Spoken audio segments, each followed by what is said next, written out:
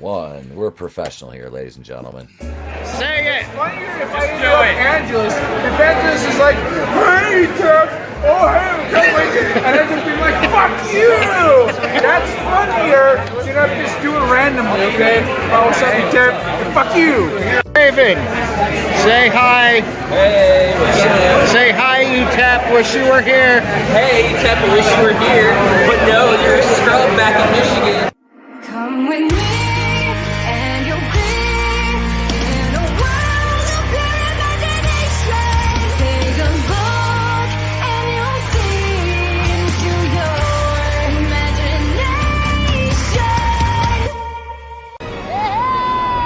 We'll begin with a spin, traveling in the world of our creation. What we'll see will defy explanation. If you wanna view paradise, simply look around and view it. Anything you want to do it. Wanna change the world? There's nothing to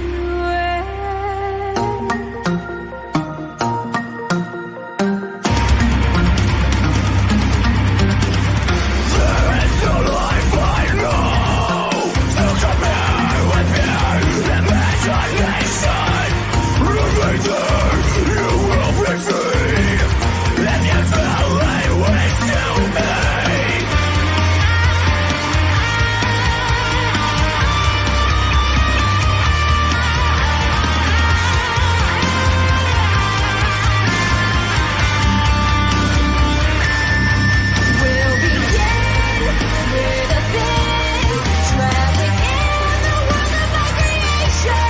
What we'll see will defy explanation. If you wanna view paradise, simply look around and view it. Anything you want to do it. Wanna change the world?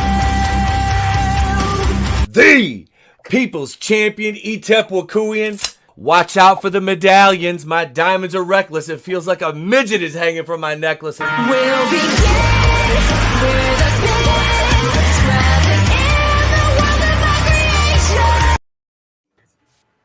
Super thrill, way to kill. Too many women, but too many pills there. Super thrill, way to kill. Happy night before Thanksgiving. It is I, it is he, it is me, PWD Etep Wakuian from the Place to Be Reviews.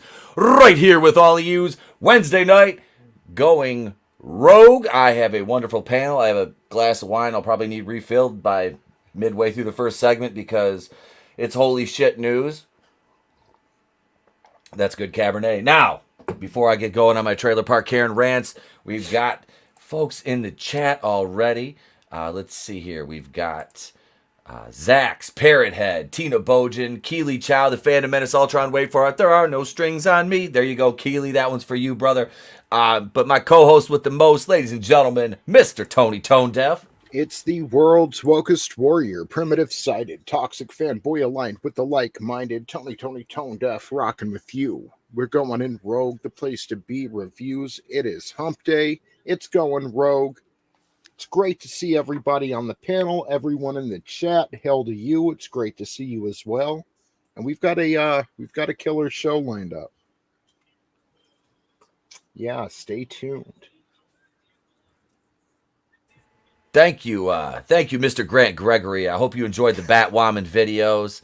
I'll suffer so you don't have to. Speaking of suffering, ladies and gentlemen, let me introduce, making his return for a second Wednesday in a row because we love him, Mr. Mad Martigan. Yeah, no, I know I didn't get to spend time with you. ETEP started early. Hey, it's me. I'm back. Yay. We appreciate it, brother. It's good to see you. Is he? I'm still here. Is he roboting or is it just me? I think it's just you. I think it may just be you. Because I've not spoken. All right, it is just me. Much. I'm getting all kinds of interference over here. So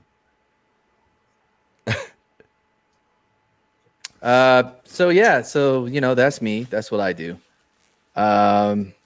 Top Gun is not a gay movie. I think it's one of the most manliest movies. This is about a whole bunch of guys broing down. Like, I'm just trying to buy time while ETEP does his thing. Did you know that Oh, okay. I'm good. Thank you, man. Dude, I appreciate you coming back on, man. Yeah, of course. I like being here. I am almost out of bits to start it off with. we'll have to help him write some new material. Yeah. And speaking of someone who doesn't need new material, because he reviews the classic, ladies and gentlemen, Tommy and the Guinea Pig. Oh, Jesus. That makes me I heard uncomfortable. somebody say it was hump day, and I don't know what kind of bros you're going down on Mad Fap again, but it sounds pretty disgusting. Make sure that you wash your hands and wash your ass and water your saplings. What's going on, everybody in the chat? Born in the chat, in the forest, being chased by the National Forest Service. Thanks, Tommy. Good to have you here, brother. Good to have you here, man. Well, would that be Happy Woods Giving for him? I think, I don't think you're far off from being onto something there. That is Woods Giving it's Walton's Woods Giving. But we got to figure what is giving to. That's a I tell you what, thing. it does bring whole new meaning to the term blockhead. I don't get it. Can you explain that one? Forget it, Mad.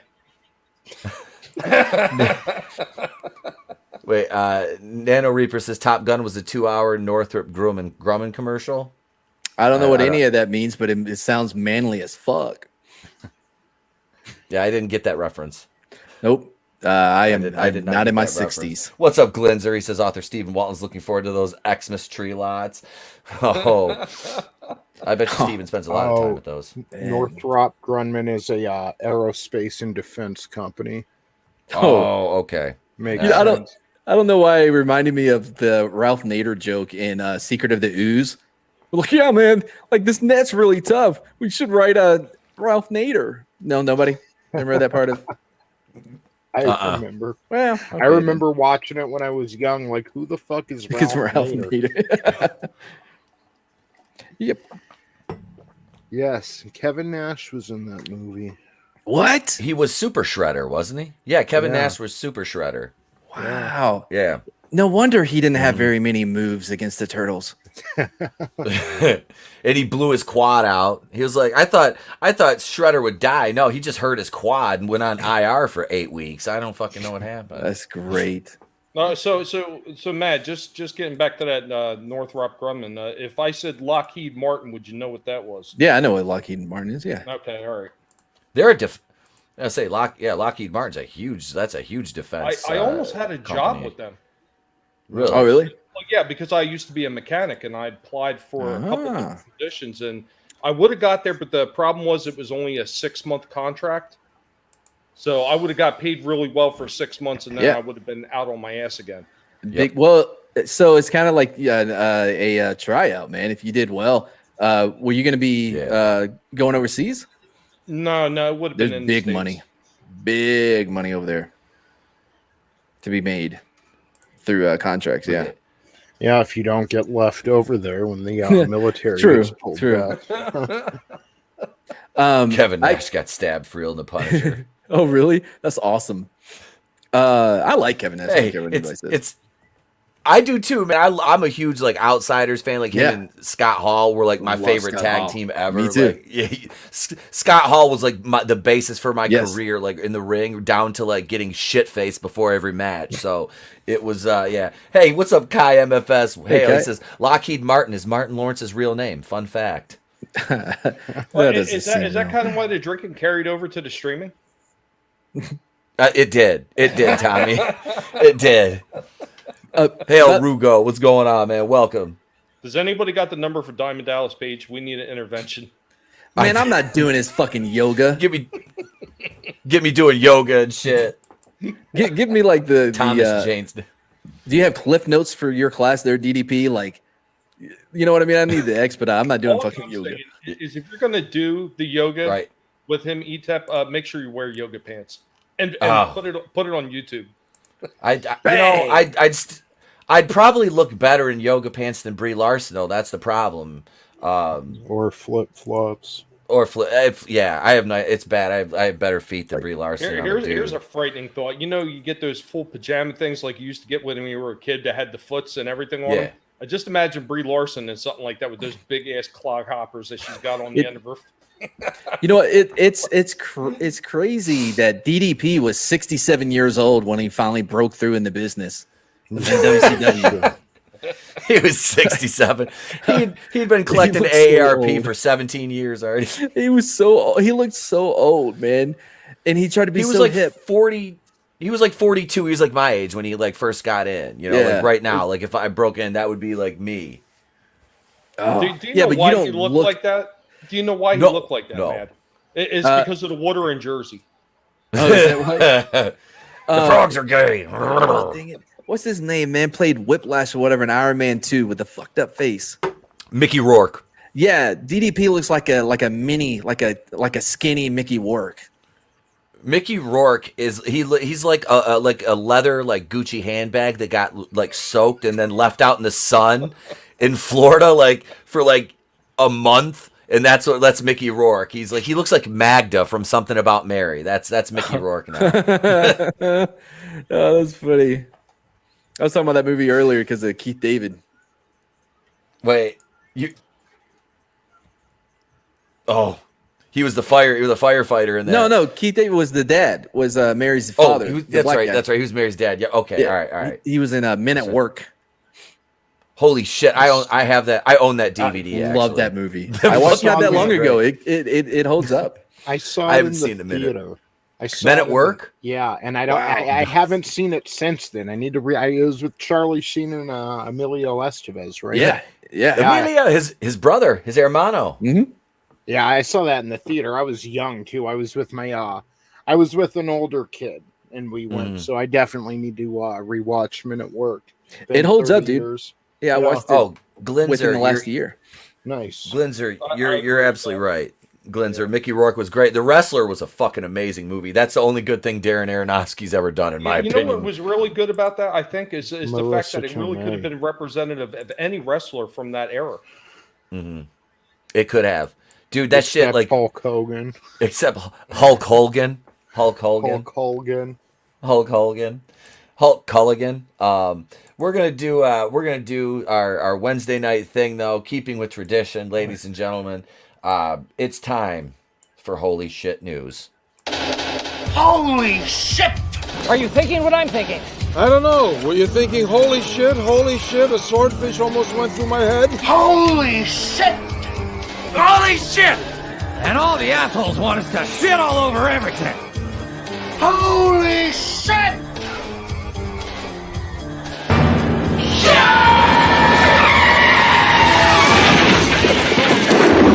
Where's the Tylenol?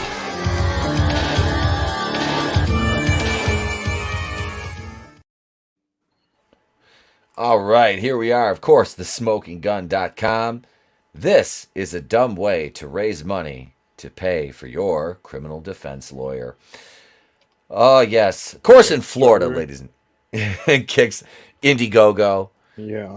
They'll let you do it unless your name is Rittenhouse. You can't do that. You can't. I mean, you could get funding from the vice president if you're not certain things. If you're not a white supremacist named Kyle Rittenhouse, that damn Hispanic white supremacist Kyle Rittenhouse. he's white adjacent. That's right. They're like, well, they basically they use now they're so am I taking it they're using the Hispanics like the Asians now? They're just like white adjacent, like what. They get to be like abused whenever like this other side wants them to, like if it's politically expedient. Well, there was I got it somewhere. There was a college, I forgot where it was. I think Maryland, maybe. They referred to so they're like minors. I'm not minors. Sorry, minorities minus Asians. Oof. As one category, and then they lump them together with the white people. But so they're not even messing around with the whole like, well, you're white adjacent. Like they don't even acknowledge you being anything. Well, I know somebody who has something to say about that, Mad. Oh God.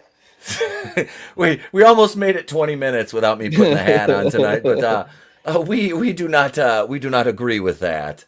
Says the Jewish Asian delegation. Whiteness have nothing to do with color. Kara, nothing to do with what.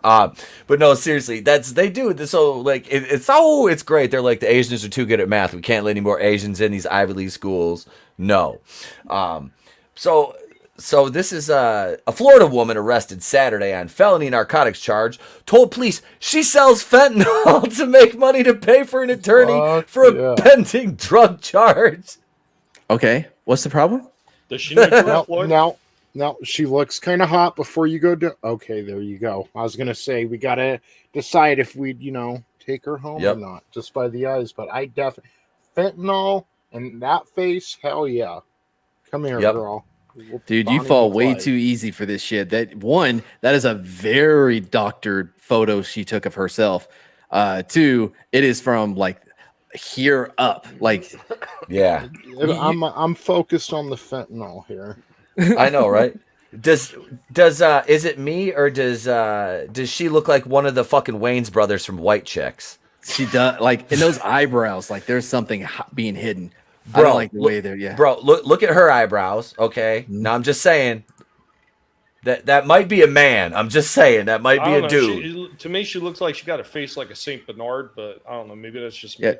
Why has she got a bottle of whiskey around her neck and one of them little fucking aged bears? By the way, she doesn't even have her teeth showing. That's always a bad sign. That's true. Yep. And she takes that fentanyl. She's like Saint Floyd of fentanyl. Yeah. She'd be asking me why I keep screaming Marlin during sex. Matt, I think that's very insensitive of you. Do you really expect her to pull her teeth out of her back pocket? Good point. Let me acknowledge the chat real quick. Daisy Divine's in the house. Sup, girl? Got that wagon? Collector Express in the house. Nano Reaper says, is that Saki's little sister? It looks just about as manly as Jen Saki. It's Jen without makeup, says Daisy. Glinzer says, fentanyl, felony in Florida, flabbergasting. Nano says, looked at the mouth. I bet her mouth is screwed up. Oh, yeah. Those teeth are fucking jacked. Yep. Maybe humans here. Hello, says hail the chat. Hail, maybe human. Welcome. 17 watching. Be sure to slap that like button. Matt, I got that photo you sent me. I'm going to share that. I'm going to share that at the end of this article. No worries. I was going to say fentanyl, like when I was at at Fort Sam at the hospital, they gave me like a brown bag, right? Brown paper bag filled with fentanyl lollipops. And what you do is like you roll it on the inside of your cheek and it releases the fentanyl into your blood system through your cheek. They made me sick. I took them back. Like I couldn't handle them. But man, you'd see burn guys in in the PT and stuff, and they would just be like just sucking them down one by one. It's fentanyl it was crazy when I got there. Like I said, I got hit in 06, man. They did a lot of changing, but like it was the wild west of healthcare. When I got there, dude, they gave you whatever. Like they had me on Dilaudid, Percocet, Methadone, all at the same time. Holy shit! Yeah, yeah. Damn, yeah. Tommy Lee. Right? That Methadone's a mother. Jeez. Yeah. Luckily, my stepmom is a nurse, but like a high up nurse or whatever. But she did not give me anywhere near what I was prescribed. Yeah. To keep me from getting hooked. And there'd be guys, dude. They would have pill parties, man. They'd bring all their pills and they'd switch out pills for other pills and make deals all the time. Yeah. I sold my Percocet. I got good money off of that. Anyway. Hey, Godzillionaire's in the house. Hail, sir. Welcome, Godzillionaire. That's Big Pharma gone wild right there. So this is Nicole Gregory. She was busted after a sheriff's deputy spotted her dropping a bag that held 4 baggies containing a synthetic opioid. The defendant did intend to sell the substance, the investigator alleged. After being collared on a St. Petersburg street, Gregory admitted that she sells fentanyl down by the seashore for $10 a bump. Gregory then claimed she was selling the narcotics to make money for an attorney for a pending drug charge. She's being proactive. She could be telling people, hey, it's Xanax, and they go home and take 2 and die. At least she's letting them know, hey, it's fentanyl, Per bump. So she's crushing them up and having you like here sniff it off my hand. Yep. She's like right here off the side of her hand. We wonder where COVID got started. But seriously, you remember that scene where Peter Griffin is in line at the grocery store and he's getting samples of the Chinese food, like the little like egg rolls or whatever he's eating, and he wears like all those different disguises. So I wonder how many times George Floyd was in her line. Oh wait, never mind. Never mind. Oh man, was it his ghost? I don't know. It was the ghost of George Floyd. It's kind of like that Rage Against the Machine song, you know, the ghost of Tom Joad, except it's the ghost of George Floyd. Bro, did you see that painting? That university. The Catholic University, Kendo. Thanks to Kendo from World Class Bullshitters. He sent me a message first thing in the morning. He goes, "Bro, did you hear about this?" And I'm like, "Bro, no, what?" He goes, "It was like American Catholic University or something, Catholic University of America, some shit like that." Yeah. Tony, pull the image up. We'll share it as soon as we're done with this because I got the Twitter picture from Mad, and I want to show this image of George Floyd as fucking. Was it Jesus? Bro. Yeah, it was Jesus and George combined. Oh. The best of both worlds. Jesus of fentanyl. It's a religion, you guys. So in addition to her fentanyl rap, I want to hear her fentanyl rap. She looks like she could spit some hot bars. She's like, just give me 16 bars, yo. Gregory was charged with 4 other drug counts. She was found in possession of narcotics, including meth, morphine, and oxycodone. What? Jesus Christ. Fuck yeah. It's the Holy Trinity. There's something about white trash that I just love, that whole trailer park. It is. Tony, you got that image? Go ahead and share that. Yeah. Okay. Go ahead and share that. What the fuck? What the fuck? It's a religion. By the way, and they're defending it. They're just like what? Yeah, why does he look like Forrest Whitaker's skinny and has AIDS, but his eyes still fucked up? And why is Jesus? Why is Lauryn Hill Jesus? Why is Lauryn Hill holding him?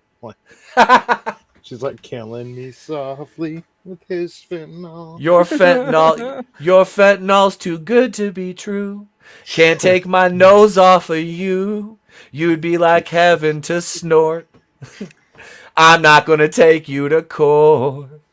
Oh my God! A religion. Oh, insane. By the way, no, I don't know if they're being Jesus. So what was dark skinned at that time where he was, the Palestine area or whatever. He definitely would be dark. All she needs is a red escape. Yeah, he might be dark, but would he be using counterfeit coins? I don't think he'd be using counterfeit coins trying to buy Lucy's at the bodega. Yeah. Glinzer, a religious portrait of DMX. Hey, a bitch. Ow, ow. I mean, like what the fuck? He was very. Is mine. DMX was very religious. He would come out and pray before like he would drop 50 motherfuckers and say bitch and drop the N-bomb 100 times. I love Jesus, but I give no love to homo thugs. What? That's a real line, by the way. Yeah, it is. Trust me, I got a master's in DMXology, man. Yep, I know. I like Undisputed. I love the use of horns, like in the majority of that album. This is from 2012. I think it's good. Dude, Belly is still such a great fucking movie. Him and Nas, that was such a great movie. Here, I got that. I'm gonna share this image real quick. This is weird. We're talking about white adjacent earlier, and we want to talk to our friends in the Asian delegation here, and we're gonna pull this up right here. As we see down here, students of color minus Asians, white or Asian students. Yep. What? To combat racism, I'm sure. Well, yeah. Well, because yes, but he wasn't Roman. He wasn't Greek, so he wouldn't have been there.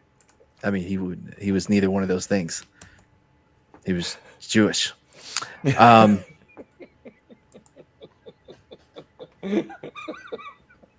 Welcome to Theology Wednesday night, ladies and gentlemen. Well, I mean, I did study it, but like, I'm not saying that he would be black. What I'm saying is like, he would look like, I mean, historic. Like I'm pretty sure he's it doesn't matter. Well, he would actually look a lot like the old school Greeks would have looked. They would have had that olive skin color. Yeah. Well, that's the thing, dude. That was what they got so freaked out about. And by the way, this picture right here, this white or Asian and students of color minus Asians. That's racist. And You've got to do better. yeah, and American Catholic University's got to do better because George Floyd ain't no saint. I'm just saying, kids, he ain't no saint. But damn. So Jewish is not a race. I mean, it's an ethnicity, is it not? Yeah.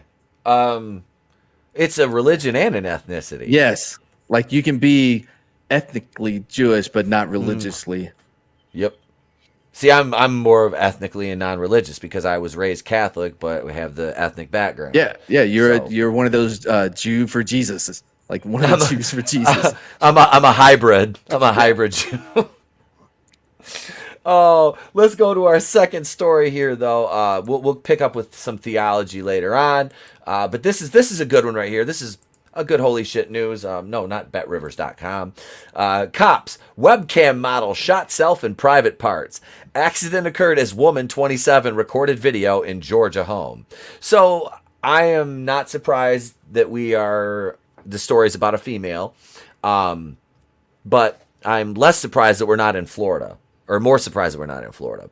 So here we go. This is methanate. Oh, Jesus. Why is that toe over there? Can we get the toe off? A webcam model accidentally shot herself in the vagina with a 9mm handgun while recording a video. Well, why was it anywhere near that area? I haven't read this. I did not read this. All I read is the headlines. But when I pick these stories to make sure they're new and we haven't covered them, I did not read this. I thought she might have shot herself in the titty. I was like, when they said performer, I'm like, okay, so if it was a man shooting himself in the dick, they would say it, man shoots himself, and they would make some pun. But I'm like, so okay, I don't mean to get into an anatomy lesson here, but this is it's an innie. So like, did she have it like stuck up in herself? I mean, so that was as soon as you said it, my first thought was like, oh, she was going to town on herself with this gun, like a fetish kind of a thing. But if it was a guy, like, remember there was that trend where guys were like, guns are safe, look, and they pointed at their junk and they pulled the trigger. Yep. Like, maybe this is like again, by the way, not showing her teeth. Nope. Another one. Responding to an accidental gun. Can we get Brie Larson's foot off there, please? I can't do anything about it. Man, I didn't even look at it, Tommy, until you brought it up. Oh, Ethan brought it up at first. Oh my god! There it is. We can click off that. Report this ad. Not appropriate. Not appropriate at all. So, accidental gunshot wound at the residence in Thomaston, a city 40 miles from Macon. A sheriff's deputy encountered an EMS worker in the property's driveway around noon on November. Oh, she was early in the day too. The paramedic who was holding an unloaded handgun and a spent bullet casing in her hands explained that the female had shot herself in the vagina accidentally. According to interviews with other residents of the home, deputies determined that Lauren Hunter Damon, 27, was apparently alone inside her bedroom when the gun discharged. Isn't that Lauren Hunter, duh man? Duh man. Uh-oh. There's an Adam's apple. That's a made-up fucking name. Transformers, more than meets the eye. That's what she shot herself in the lady dick. That's what it was. Vagina's code. That feminine penis. Her feminine penis. You're a straight cis lesbians. You're transphobic if you don't suck lady dick. Wait, what? Right. Bitch, I'm a lesbian. I don't like dick. Did you see that study they did? Like 97% of straight men refuse to go down on a feminine penis. And my first thought was like, well, that just tells me 3% of those men do not know they're gay. Like, yep. That's the thing. It's like that fucking wrestler. What's his name? It was Lodi we were sitting at a bar because we booked him at an indie show, and me and my tag partner James are sitting there, and he's like, so, and we've been talking to him for a little bit, and we got around. And he's like, so, if I've ended up at the wrong end of a blowjob, does that make me gay? And we're just like, What? literally, this is what he. I was like, I'm pretty sure at that point you're a bundle of sticks, bro. Like I didn't say bundle of sticks though. I was, yeah. I'm like, I'm pretty sure the wrong end of a blowjob is you meant to be there. Follow up. By the way, I bi, like men that are bi, like I feel like they're likely to be talked into Mormonism. Do you know what I mean? Like they're easily convinced. Yep. Sentinel says she was mastering her own domain with a gun. Master of her own domain. I get that Seinfeld reference, sir. Maybe human. Oh my god, a gun is not a dildo. Well, anything's a dildo if you try hard enough. Could not be reached for further comment. Do not Google model shoots herself in vagina. This happens far too often and may be a fetish. Oh Jesus! Wow. She shot herself in his he pussy. She cannot file for workman's comp. What's up, Culture Casino? He says, geez, Matt doesn't want to go down on a lady penis. Is it yours? Maybe. Glinzer, feminine penis. It's ma'am. Oh, God. Jordan Allen, who said he owned the firearm, told deputies he was in the kitchen when he heard a gunshot. Upon reaching the bedroom, he found the man with a small amount of blood on her leg, on quote unquote her leg. Allen advised she started saying that she was sorry. He advised her. She told him that she shot herself accidentally. Allen told deputies the man has subscribers on a sexual web platform called Chatter. What did I tell you? Yep. And that she makes sexual videos of herself and people pay to see them. Allen advised that he thinks she was recording a video at the time the gun went off. A second witness, Addie... How many motherfuckers were up in here? Addie Ruth Johnson. Hang on a second, y'all. I got to go shoot this for Chatter. If you hear a gunshot, don't worry. I probably shot myself in the pussy. I'll be fine. Again, yeah. Just give me some fucking aspirin and some cocoa butter. I'll be fine. A second witness. I've heard cocoa butter works on miracles. Addie Ruth Johnson told deputies the man walked into the home's living room saying she actually shot herself. Like, were her meat curtains just like flapping down and she's like popped a camera inside of them? I mean, like, are these things like at this point, is it like, are they like a sail? Like when a mast sail goes limp? I mean, I don't know. Well, you know, ETEP, there was a follow-up story to this, and her name has officially been changed from the man to the woman. One guy, she got into a let's see who blows first contest with a gun. She won. She could have gone to me because I also don't shoot blanks, says Keely Chow. Daisy Divine, no, it wasn't an accident. They're looking for some free reconstruction surgery. Found it. Oh, God. The judge had to watch a video for a few hours to make a decision. Nano, she was trying to deepen the hole. Oh, it appears the web platform to which Allen referred is actually Chatterbait, a popular site that lets models receive tips from viewers in return for the performance of requested sex acts. It is unclear whether Demand was broadcasting live when the gun discharged or whether she was recording a video she would upload to Chatterbait. Demand was transported from her home, pictured below, to the parking lot of the Upson County Sheriff's Office, where a helicopter flew her to a Macon hospital, from which she was released this week. That's a lot of people involved in the most embarrassing thing that's happened to you. I'm guessing. Yep. Yeah. It's like, how many people were up in the house when this happened? The shooting, which police classified as reckless conduct, is unlikely to result in criminal charges, according to Sheriff Dan Kilgore. We think the embarrassment's enough. 100%, yeah. That enough. I mean, she proved lady penises can menstruate, so... Hey, by the way, guys, like, this is going to lead to a lot more money. She has an additional hole. Like... Think about all the opportunities you will now have. Oh, That's more than 2 in the pink and 1 in the stink now. She's got this shit. Some kind of amputee subgenre. I can't wait to come across that on the hub. Kilgore said, with her claiming it at one point that the gun went off during a consensual sex act with Alan. Uh-oh. And the plot thickens. So apparently neither of them got shot in that one. It just went off. Is that a metaphor? Oh, Parrothead, I'm sure Houston had smaller lips prior to her reconstruction surgery. Sherry, I'm sorry you just walked into this mess. And it's this trailer. I'm not surprised, says Nano. House party. Where's the wife? Shooting a video. She'll be out in a few. Sid could not be reached for further comment. Nano Reaper. She could do triple penetration scenes. Yeah. Yep. How'd they do the math? I mean, are we counting the mouth? Because, like, that's 4. Bro. Yeah. I mean, how big are her ear canals? Right? Like, what about her belly button? Is it innie? Is it an outie? You might be able to put a lady peen in one of her ear holes. I don't know. Well, you know what? Our thanks go out to the officers that handled this case and closed the curtain on it. Amazing. Oh. They're the real heroes here. Oh. There was no flat back on that, was there? Let's see here. Here we go. This is story number 3.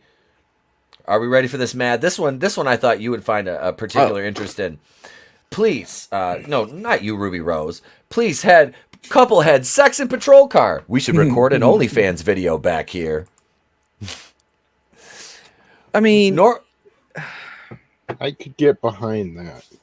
Normally, it's only cop on cop fucky sucky going on in the cruisers. I mean, or cop on hooker. Oh, yep. Oh, this was because a couple. Yeah, they were. I mean, I guess. Were they being transported to the station together? That's a man. That is a man. That is a horrible fucking drag queen. There is no way that's a fucking woman. There is no fucking way. I wonder if she's had work done. You sure that's not the fentanyl chick with a wig on? It is in Florida. It is in Florida. I think she may be allergic to something because her lips are so swollen. She got stung by a bee. Yeah. Meanwhile, in Florida, while seated in the rear of a Florida Highway Patrol cruiser, Summer Watkins had a brilliant idea. Baby, we should record an OnlyFans video back here. Because she's a white girl dating a black guy, I imagine she probably talks with the black scent, like what's her name, Aquafina. The 24-year-old yelled to her male companion, who would soon join her in the squad car. She looks rough for 24. I'm sorry, 24? Yeah, that's like a 47-year-old I see waiting at tables at bars around me. Yeah, and she's 24. Woof. That's there's a joke to be made there, but I'm gonna back off on the grounds that it'll probably come off a little bit. Yeah, so I'm just gonna back off from that one. I'm gonna slow the brakes. So Watkins and Jordan Noah. I thought once that again, was Paige and Xavier Woods. Noah? Paige and Xavier Woods. Oh man, that reminds me of Anthony and her knee. What do they call their little podcast? Is it up, down? Jordan Noah, 24. Now, we're seated in a police vehicle after Noah's BMW was pulled over. Oh, he's that thing's about to get repoed.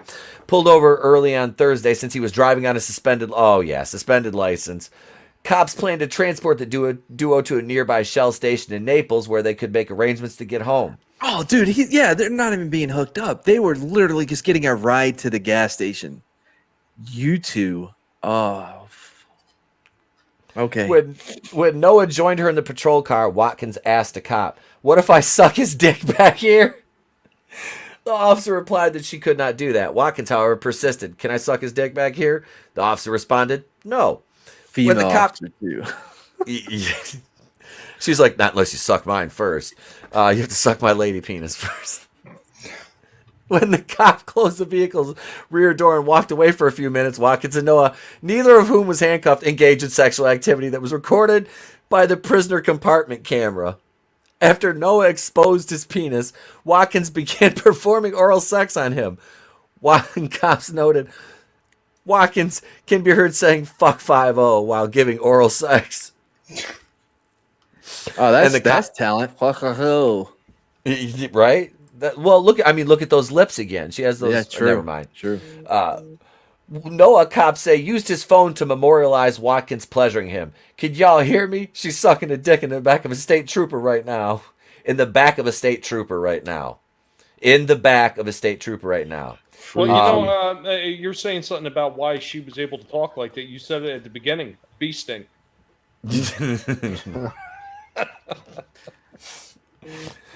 Noah exclaimed while recording. When Noah later used FaceTime to talk with a friend, Watkins interjected, "I just sucked his dick in the back of a police car." How long did they leave these two in the back of this police car? Right. They recorded it for OnlyFans or whatever, and then he finishes, and then they're like, "Hey, we should call Bill, our friend, on FaceTime." Hail my sketchbook 340. What's up, Cardinal? How you doing, man? Welcome. Oh, Nano Reaper says, I bet it was a 3 series from 08 to match your trailer park Botox. Probably. And he's probably... Well, it was his, yeah. It's his. He probably got it from like one of them third-hand car lots where you're paying like 25% interest. It's like... It's grandmother's name. Oh, yeah. Hey, he got everything in mama's name, but that's all right. Ba-da-da-da. Hood rich, baby. Since Watkins already had been dropped off... the sexual encounter was discovered an hour later when a patrolman reviewed the footage of the couple in the police vehicle. At that point, it was discovered the defendant had performed oral sex on Noah, reported Trooper J.T. Perez Morales. Since Watkins already had been dropped off, the cop returned to the gas station and arrested her for lewd and lascivious behavior and breach of peace, both misdemeanors. She later bonded out and is scheduled for arraignment on December 16th. Noah, who was arrested after the cops found marijuana and controlled substance in his car, was also charged with lewd and lascivious, breach of peace, and exposure of sexual organs. Free on bond. He's scheduled to be arraigned on December 13th. All right. Okay. Hold on real quick. So you want to hear a funny one? So this Morales guy in question, my wife knows who he is. I mean, I've talked about it before. She works for the Florida Highway Patrol, and she's a dispatcher. She says this guy is like extremely like how can I put it? He's almost kind of like one of the religious nuts. When he pulls somebody over for speeding in the alley, he pretty much reads the Bible to him verbatim almost. And when he found out that they were doing that in the back of his patrol car, he lost his freaking mind. I wonder if that's like just a little bit of karma for how he treats every single person he stops. So there's a few issues I have with this. One, so wait, all right. So they let him go before they did a search of his vehicle and they found the weed or whatever, right? If they're gonna tow it, which that's why they were taking them to the gas station. I'm guessing her license wasn't good either. Then they're gonna do an inventory of the vehicle because you got to list everything because if anything is missing, it's gonna fall back on you. You know what I mean? And plus the tow company, like when they come to tow it, unless you're taking it to the if it's contracted anyway, like they should have never let them go. I assumed that's why they had them in the back of the vehicle so they could finish the inventory because you can find shit, right? How long did nobody look over at the car at any point? And you don't take them anywhere. I had a very strict rule when I was a cop. My car, it goes like to two places, to scenes and to the station. We're already at a scene, so the only place I can take you is to the station, and it's in handcuffs. You know what I mean? I don't give people rides. Yeah. Yep. Well, apparently that's something. It's an offense, but it's not an arrestable offense. So, what? Driving without. Oh yeah. I get that, but they probably had to tow it because sometimes depending on the state, if you have no insurance, that's an automatic tow. Well, on the alley, they automatically have to tow because the alley's not. Like, it's not big wide lanes, and so everything has to be towed off the alley. and it's a toll road. My wife. Oh, okay, yeah. So on top of that, when she was yelling at him, because I was just talking to her about it. I said, "Well, wouldn't he have heard if she was yelling at him?" Well, apparently he's deaf in one ear, and he probably just didn't even hear it.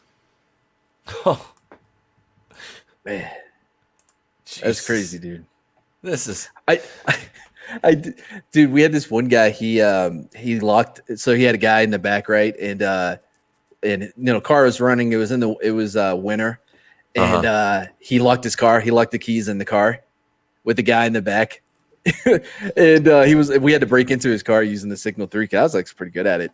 But he was also covered in glitter because he was having to do because like it was almost Christmas time or whatever. So he's doing all the cards that his wife gave him, but the wife filled it with glitter. So he's opening it and it just spills all over him. So he's covered in glitter. The guy's locked in the back.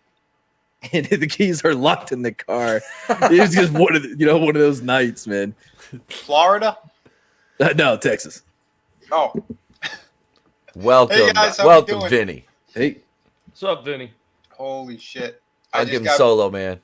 Oh yeah. Oh, I still got Piper up from a wrestling day. Dude, I just got back from seeing Resident Evil. What a colossal piece of shit! Wow. You're wrong, Vinny. You're wrong. No, the director was wrong. Holy shit! I am gonna do a full review as Fauci on this monstrosity of a movie. Oh Wait. my god! I thought it was a Netflix thing. It should have been. It looked like it was a fan-made piece of shit. If anyone here has played a Resident Evil game, you know the story pretty much. And they just they mixed Resident Evil 1 and Resident Evil 2, which makes no fucking sense because the time span is different. The outbreak started in the mansion in the first game. Now it's like, oh, the whole city is kind of like poisoned, slowly been poisoned. And then there's an outbreak. And then it's so fucking dumb. They changed everything about it. Jill Valentine isn't Jill Valentine. I don't know what the fuck she is. Some kind of leftover action hero from another movie. And they just put her in place there. Wesker. You guys know the story of Wesker, right? I vaguely remember it. I haven't played the game in years. Right. He was the villain, but he's tied completely with the Umbrella Corporation. And this one, he's like an idiot who just works in the STARS unit, and he gets given like this little communicator that's telling him what to do and where to go. And like he's dumbfounded and doesn't really know exactly what Umbrella, all the evil shit that they do. He's not aware of it. When in the lore, it's completely different. They just butchered everything. Character assassination across the board. I don't know what this was. Jesus Christ.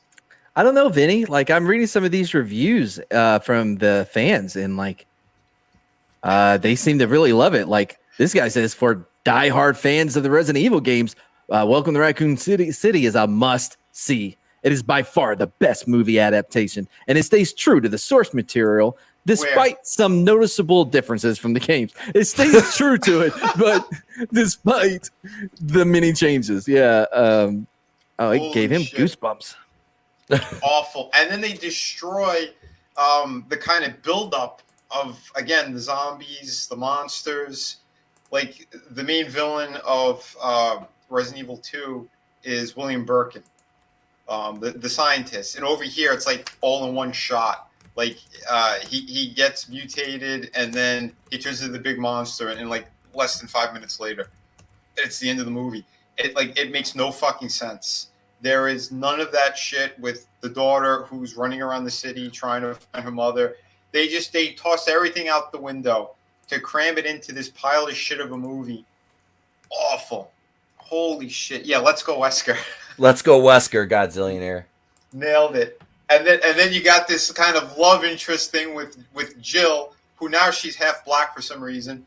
And that's not even the main issue with it. It's just the character isn't her. She's like some kind of psycho cop who thinks she's an action star. It makes no sense whatsoever. So she has become the female version of Johnny Cage from Mortal Kombat.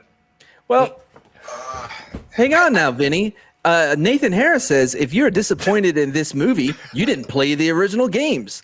This movie was this movie was everything I'd hope it be when the original movie came out. Loved every moment. I highly recommend if you are a fan of the original games. This doesn't sound anything like the original game. It's nothing like the original game. And even the way Claire comes into town is totally fucking wrong. Her interaction with her brother is totally wrong. The age difference is totally wrong. Like, Chris Redfield is supposed to be, I think, at least like 6 or 7 years older than his sister, and they're like about the same age. They dropped in elements from Code Veronica, which makes no fucking sense why it's even there in this movie. The orphanage is something that's brand new to the remake games. Why is that even in here as well? Lisa Trevor, she's the monster in the remake of the first game. She was a cool addition to the remake game, and it's so creepy and awesome. They just throw all that out the window, and now she's just like roaming around in the orphanage, and she's like besties with Claire. It makes zero fucking sense. It is so stupid. Now hold on a minute. Now what if, I'm just saying, now what if when they played these Resident Evil games and they're saying that this is just like the original games, is it possible that maybe they played like the Korean bootleg versions of Resident Evil? North Korean bootleg version. At the end of the movie, they all like, we bow down to the Emperor. Dude, it was fucking bad. I want to sit there and taking notes for this thing, like of how shitty it actually was. This may be my favorite. It says, this is, by the way, all these are 5 stars. People are writing reviews even though they haven't seen the movie yet. Amazing. 10 out of 10. Yeah, I guess that's someone who didn't see the movie. It sounds like that person watching it too. Yeah. Oh my god. And they say. There was one just recently, and I forget which movie it was for, but somebody had actually posted, it's the same shit that we seen during Captain Marvel and a few of the other Disney films, where there was a generic response that everybody kept copying and pasting. Eternals. It wasn't Eternals? All of them. I think it was Eternals. Because that movie's I went to see that. Me and the wife went opening night to see it. We got drunk and we went to watch it, and it was dog shit. You know, and to say, like I said, she was. We watched. Speaking of that, we're going to talk about Hawkeye because I suffered through those episodes. I did too. I watched them and I was like, I watched them. Yeah, they dropped 2 episodes today. I watched them both twice because me and the kid watched them when we were playing He-Man earlier because we got the fucking He-Man figures out and they were fighting the Star Wars figures. So we were doing that and we were watching Hawkeye and.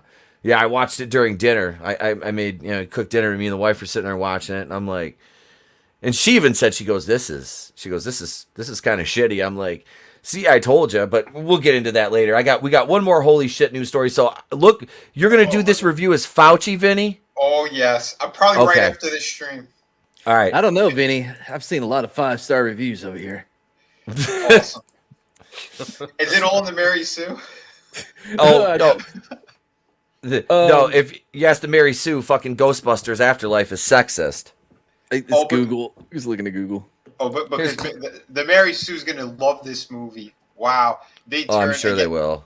And for some reason, apparently Leon S. Kennedy also got his boosters because he went from a white man to an Indian for some reason. So the MRA, the DNA, it changed. And he's a fucking moron.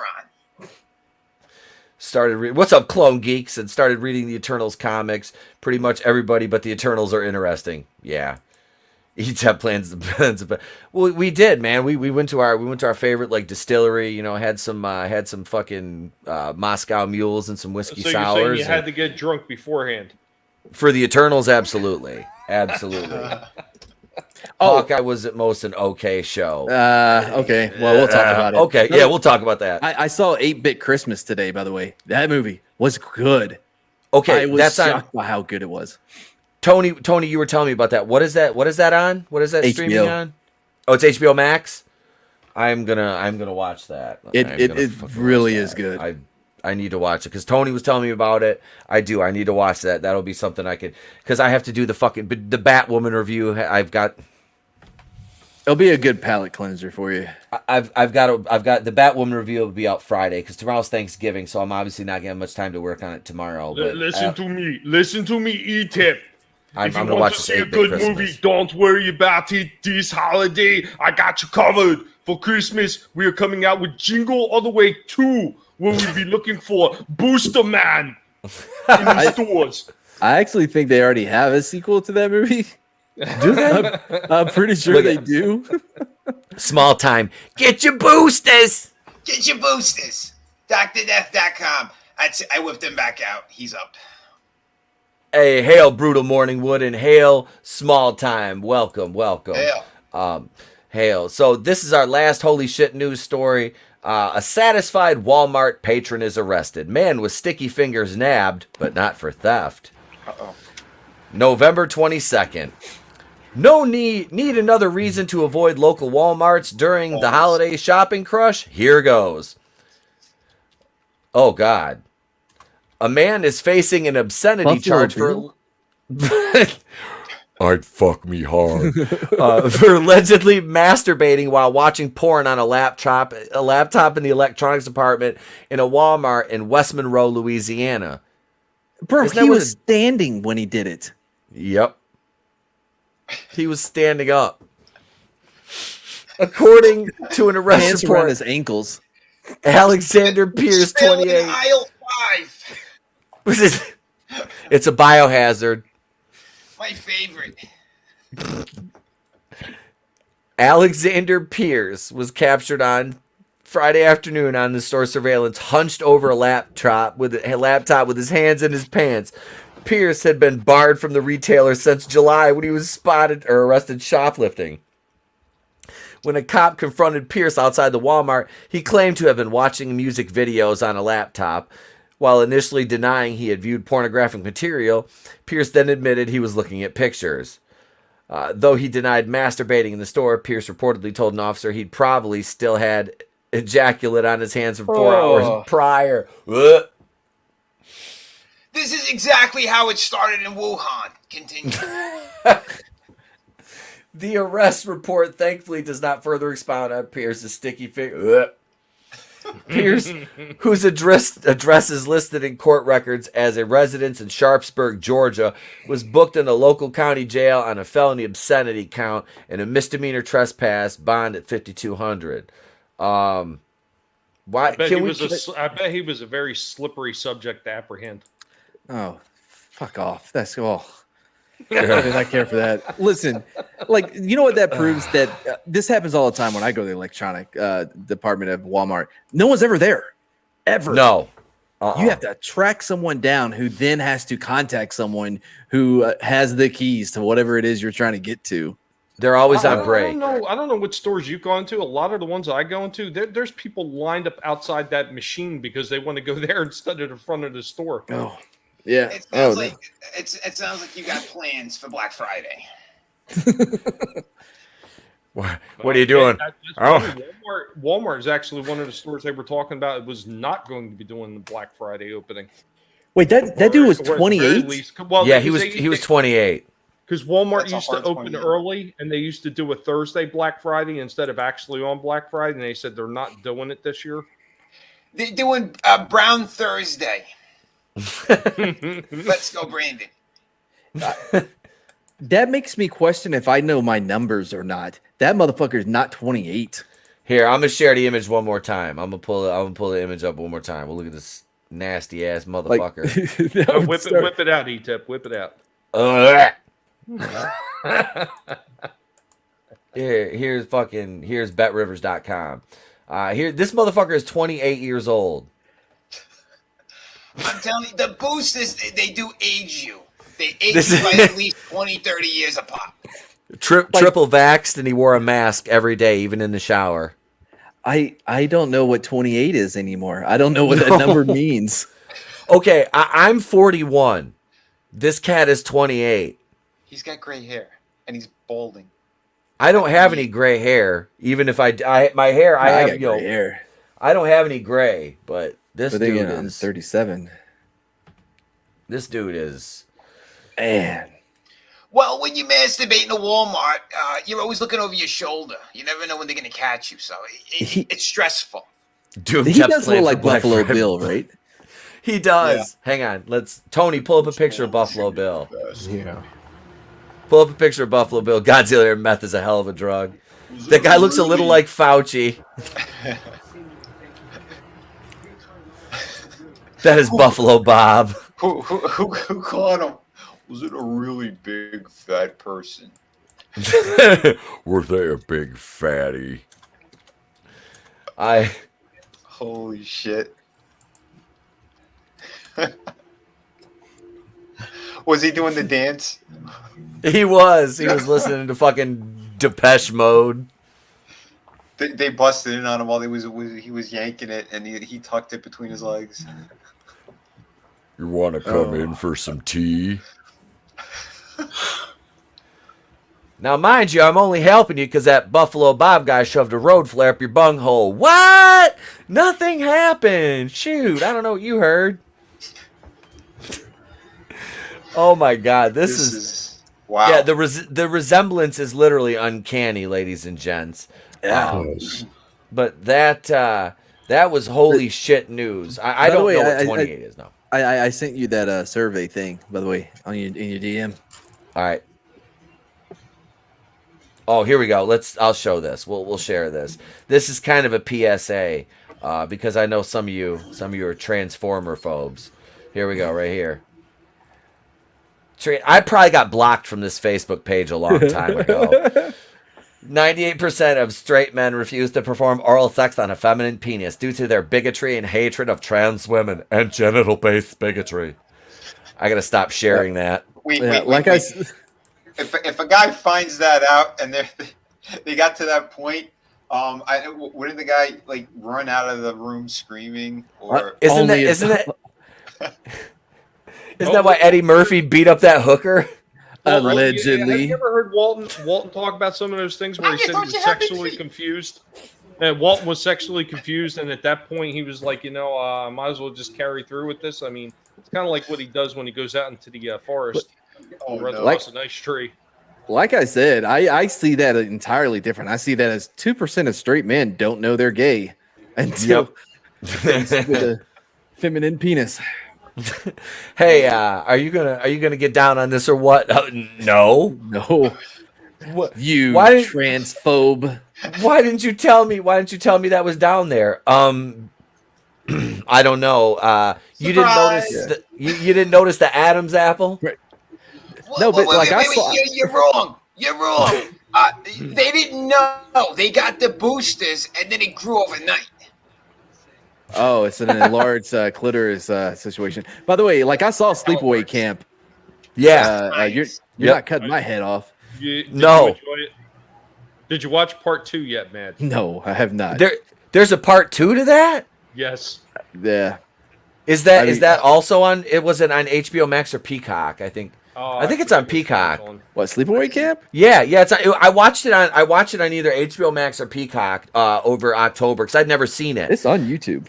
What's that? And Nick was like, "Dude, you got to watch this." I'm like, "I watched it." I'm like, "That ending though, like what the fuck?" I tell people about that all the time. Been telling about it for years. That, and if you've never seen Silent Night, Deadly Night 1 through 3, you should probably watch them too. I don't have it available in anything. I don't know if part 2 and 3 has Springsteen's sister. Are you talking about Sleepaway Camp? No, Silent Night, Deadly Night. Okay, I'll have to check those out. Apparently, so did the villain in Sleepaway Camp. But anyway, we're gonna do some. We'll do some buy or sell here. We got buy or sell coming up next, so we got to get Cleveland here to take her away. It's buy or sell. Buy or sell. And if you crackers don't like it, you can go to hell. I'm Cleveland. Buy or sell. It's time for buy or sell. So here we are. Buy or sell. Our first topic. Cobra Kai writer unsure how many seasons it will take to tell the full story. Now, given the first 3 seasons of this show, I have no problem with this running, 3-4 more seasons if they can keep this writing going. The problem is this is the first season that Netflix has done with their production, done away from YouTube. What are the odds? What are the are you buying or selling that I could tell you the translation. The translation of that title means, well, if it does well, we're gonna milk this bitch for as many seasons as we could. That's the translation to that title. Because they had it written out for like 5 seasons at one point. They didn't say it would be 5 seasons, but he said they have about 5 seasons worth of story to tell so far. So, yeah, like that's what I like. What Vince Gilligan did with Breaking Bad. He had a story to tell, and he told it, and then bowed out. And it's like, Hail Gap Stargate, welcome. That's a new subscriber here. They say, Hail Mad. Glinzer says as many seasons as it keeps making money. Yep. Nano. It'll get one more season because Netflix will fuck it up. I don't want to see this. This show is so fucking great. Like, everything was done right. I couldn't get through the first episode of season 2. Like, I liked the first season a lot, but like that kid with the mohawk gets under my skin. Oh, really? I like him. I did. That's why I like him. I like his character arc. Yeah, I just couldn't get reminds to that you first too episode. much of you, Mad. Yes. Yeah, he's too good. He's too great. Well, I mean, he's honestly, too magnificent. It sounds like he wrote a review on Resident Evil. When you talk about this show, I mean, honestly, you talk about a show that is being done right all the way up until this point, and quite honestly, when Netflix doesn't have anything directly involved with their shows, the shows can actually turn out pretty good. I mean, look at the Transformers series. They wrapped up with the 3rd part, and Netflix had no part in there. They let, I think it was Rooster Teeth, which we know that Rooster Teeth could do some really bad shit, especially when they have oversight. Netflix didn't give any oversight to what they were doing, so they were able to write a damn halfway good series from beginning to end. And I think that's the same thing with this one. Yeah, Netflix has it in name only, but they're letting the writers do anything they want. At least that's the way it seems. So, I mean, if that's the case, and let's just say that these guys got going with the story, they got to where they know they're already going in the story. Maybe they decided, listening to some of the fans, because you just never know. Some of these writers are paying attention to what the fans want now. We've seen it a few times already. Maybe they listened to what the fans want, and they decided, well, there's a few more stories we can tell because shit that the fans want to see. Yeah, it really depends who's involved and who's really going to be, show running this in a proper direction. Because I told you Netflix did something amazing with Arcane, that League of Legends series. I was pretty blown away by it. I thought it was going to be just loaded with garbage, but it turned out to be an amazing series. Every episode, you just want more. Well, that's not like the ones we mentioned weren't even the only series that under Netflix has been done right. They also had that one, the Viking one. I don't know why I'm blanking on the name of it. Vikings? No, it's not Vikings. It's The another comedy one? Viking. No, it's another Viking-ish show. I'm trying to. I can't recall the name of it, but that one was done really well too. I was telling Steve Kenobi about it, and he finally started watching, and he's enjoying the hell out of it. The Last Kingdom, it's called. Okay. I've heard of that. Yeah. Yeah, I was tempted to watch it, but I didn't know anything about it. Is that Norseman. about like Britain eventually coming together, the Last Kingdom? Basically, yeah, it has to do with that. It has to do. I mean, it starts out, the premise of the show is an Anglo-Saxon who is abducted by Vikings, raised as a Viking. Yeah. And when they come over raiding, he finds out about his true past.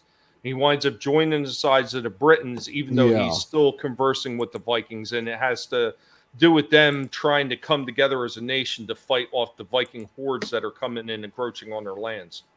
I saw like the first season, maybe season and a half of that. Like, I remember he drew his sword on the king at one point. And around Where's there. that? Where does that stream at? That's on Netflix. Is that on Netflix too? All right. See, I'll have to see. There's so much shit I need to watch now.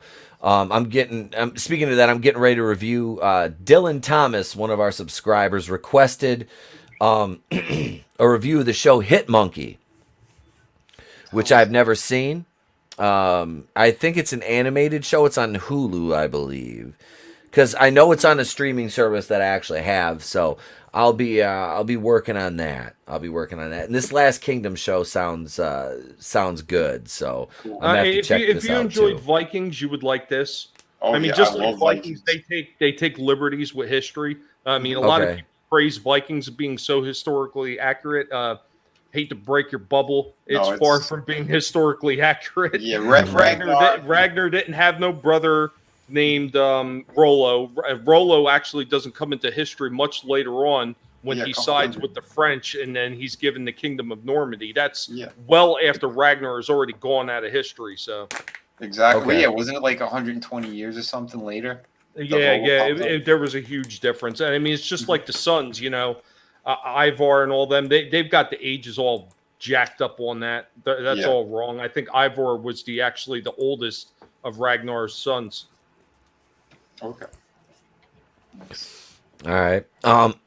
So are we just gonna basically say that they're gonna milk this cash cow of Cobra Kai? Yeah, they're gonna milk it so hard. It's gonna be like a one-armed prostitute, like just overworked. All right. I can get down with that one. I figured that's kind of the consensus we'd come to. Buy or sell number 2. Ghostbusters Afterlife post-credit scene sets up Ghostbusters 4, but can it really happen? I think so. I'm this down for it right now. Oh hell yeah! This weekend will be the make or break for it. I think because it's Thanksgiving. This is probably the best movie that's out right now. Newest and best. So yeah, if it's gonna have legs, it'll be during this break. That's if people aren't scared enough, you know. Because we know that they're still fearful of going to the theater in big numbers unless it's something like they're dying to see. That's why word of mouth has to really keep spreading with this one. Yeah. And this is, like I said, I'm gonna go see this when it goes to my my local theater too. I went to see it out of town last weekend, and I want to go see it at the local one. What's up, Awesome One? Welcome. Got to give a shout out to Awesome One. So welcome to the show, ladies and gents. If you're just joining us, be sure to slap that like button. Getting a lot of buys in the chat. I'm gonna buy this. I'm. Oh, go ahead, Tony. Go ahead. Oh no, I didn't mean to cut off No. Clone Geek's comment, but no, it's Sony, and Sony needs franchises right now. They don't have much. Like Spider-Man is basically their cash cow, and now Venom. They're trying to build different franchises, and you know, if they own Ghostbusters, they're itching to make more movies. You know, when they realized they messed up in 2016, this one's doing a lot better. So I think we're definitely getting that sequel, and Jason Reitman needs it. Oh, in my opinion, he did a great job. Yeah. So it's kind of a mutually beneficial thing. Yep. Well, it's not even just Sony, too. I mean, it's all those toy companies that are producing those toys. They want to see this thing continue because right now everything Ghostbusters related is hot and is selling. So, bye. Absolutely, dude. I told you I went out to get the game, and they had one copy, and it was in the back. Like someone working there was probably going to end up getting it. Yep. They're trying to stash it, man. Yep. So yeah, I mean, exactly. The toys are flying off the shelves again. Yeah, that's a good thing.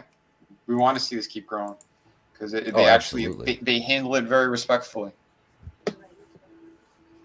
Unlike Resident Evil. Rugo says buy for Ghostbusters. I'm even going to buy the Blu-ray to complete my collection. Okay, so I got Ghostbusters 1 and 2 when the family video. I've told you guys, there's a family video that was like a block from my house, and Trey, my little ETEP, and I used to walk up there and rent movies. And when they were going out of business, I went up there and I bought like probably 2 or 3 dozen movies, and I got Ghostbusters 1 and 2, like Die Hard, Terminator, some of my favorites. I got them on DVD. I was like, I fucking grabbed them. Those are ones I want to buy on Blu-ray. Awesome One says it's ETAP time to bust out the cherry Pepsi. I got my Cabernet and I got water here and I got edibles. I'm good to go. Dude, I half expected you to say VHS. I would love to buy, just to have a copy of Ghostbusters on VHS, just to have it. I think I brought one back from my father's house. Nice. Yeah, there are people who still collect that. You know? I have a couple, probably maybe close to 1,000 VHS recordings at my mom's house. It's between her and I, dude. So we've got videotapes on like boxes of of videotapes. Back to like 19. Dude, I still have, what is it, like she recorded off HBO back, like, remember Solar Babies with Jason Patrick and what was her name that played Jamie Gertz. That movie, like, I mean, shit like that. Little Shop of Horrors on VHS, like, dude, like insane, like Mosquito Coast, shit like that, like all on fucking like VHS, possibly. But and it's like I want to buy a VCR just to fucking like look, you know what I mean? Just They're coming back out. They're starting to sell them again in stores. I mean, you know, there is one downside to the recorded ones. And I've seen this with some of the ones that my father had over his house. They seem to degrade a lot faster. Yeah, the than quality the goes full-length down. film ones that you just buy. Yeah. Plus, I want to be able to show. I want to show my kid that you know. So the old Al Bundy highlights. But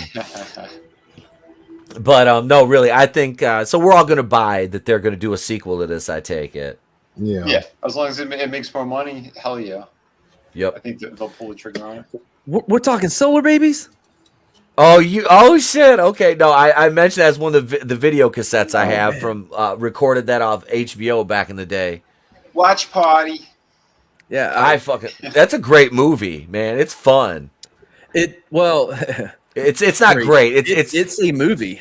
It's a movie. It's fun to watch. It is, dude. Like, okay, so like we watched Monkey Shines for my birthday a couple years ago.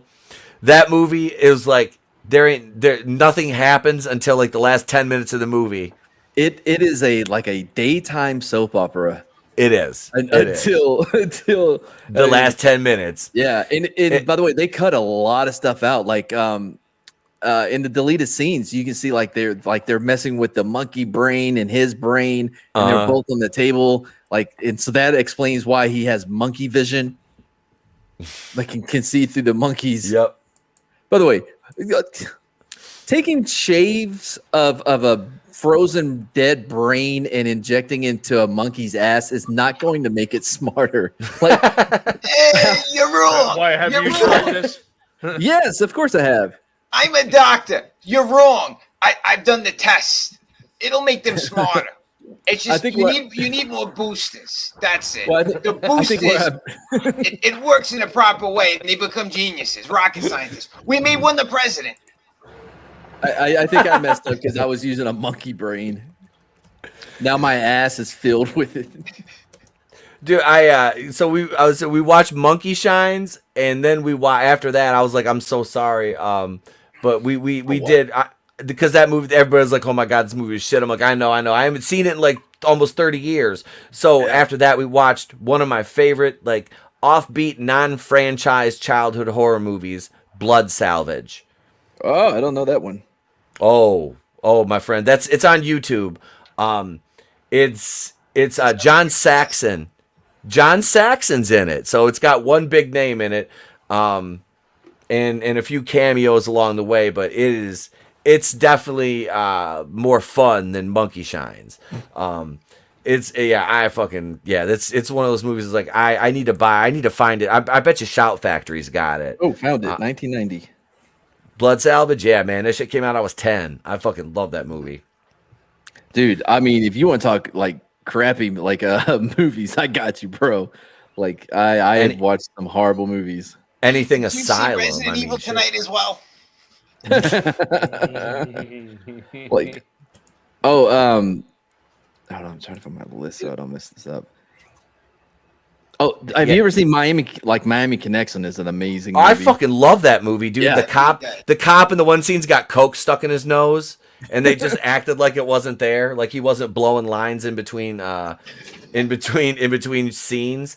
Like, and that's a real thing. Like that is a real thing. This dude had like cocaine just like stuck in his nose, and they were just like, "Fuck it, keep rolling." Well, because you know the dude that's in it, I forgot his name. The main karate guy, like he was a big thing in Orlando. Don't let the name Miami Connection confuse you. It all takes place almost entirely in Orlando. But yeah, like he didn't get what's it called?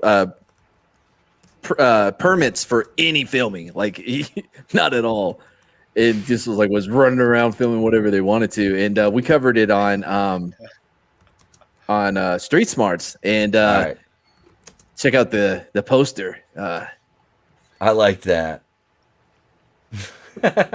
Yeah. Shit, dude, is Culture down there? Yeah, that's culture. That's culture. Hang on. Nice. Leave it up, Matt. Let me put you on solo. Yeah, dude, that's Yeah. Culture. Yeah, and then Barber is that could on the all, you know guitar. what? If you wanted to, that could be memes of destruction too. Yetcha did this. But yeah, dude. Oh, what a great movie, man. Yeah. Had a blast watching it. Dude, I've seen it so many times. That's Tammy and one. the T-Rex is another great one. I don't think I've seen that one. What? Dude, it has what's his name from Fast and Furious that died? Paul Walker? Yeah, he's in it, and chick from Starship Troopers. Denise Richards. Denise Richards. Yeah. Alex His brain gets transferred into a animatronic T-Rex. Stop it. Yeah, true. That sounds as bad as Velocipaster. Yeah. Oh, bro. Yes, but this one was not done on purpose, dude. He uses a payphone as a T-Rex. Like you can see his hand just lifting the phone. I tell you, dude, it's such a great movie, man. Oh, we watched the Yeti movie. It was insane, dude. He goes, "Rawr, rawr," ripped off a dude's arm and threw it at another guy. It's crazy. Jesus Christ. It's awesome. On that note, ladies and gents, we're going to take a quick break till I queue up the first segment, but we're not going to take a normal break. No. We give you Wakanda Land.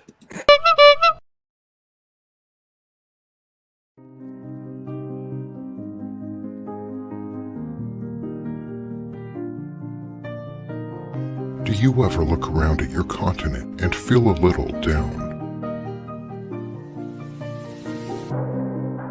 Ashamed of where you come from? Do you ever see your parents offered up to a Libyan warlord from your cage and silently wish to yourself, reality can be whatever I want? My friends, are you simply hungry? Hi, I'm trans non-binary Disney CEO Bob Chapek, and I'm inviting you to experience the other side of reality. Relax, recuperate, and reinvent yourself at our newest and most diverse Walt Disney World Resort. When real life doesn't quite cut it, come experience our version of Africa. Introducing Wakanda Land. Book your reservation at Wakanda Land today and get a free 30-day trial to Lucasfilm writer Leslie Headland's new dating app, Wine and Dine Steam. It's a sure thing every time. Available for download through the App Store or Google Play. Oh, yeah. So that was Wakanda Land, ladies and gentlemen. And Wakanda Land... what's up? Sorry, I just saw the score. It just pissed me off. I know, but we're going to talk Marvel. So to talk Marvel, we got to introduce the segment proper. So, ladies and gentlemen...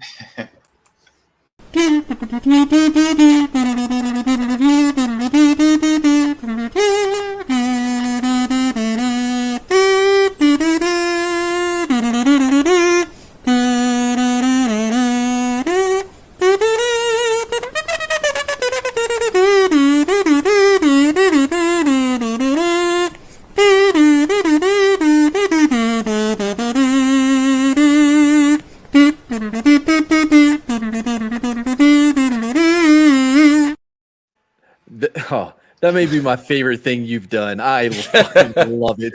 It's amazing.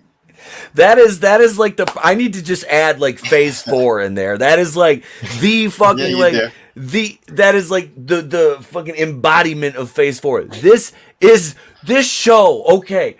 So I got into it. I'm like, okay, so Haley Steinfeld, I'll say this. She's a little hottie. Like, she's sexy. Oh, yeah.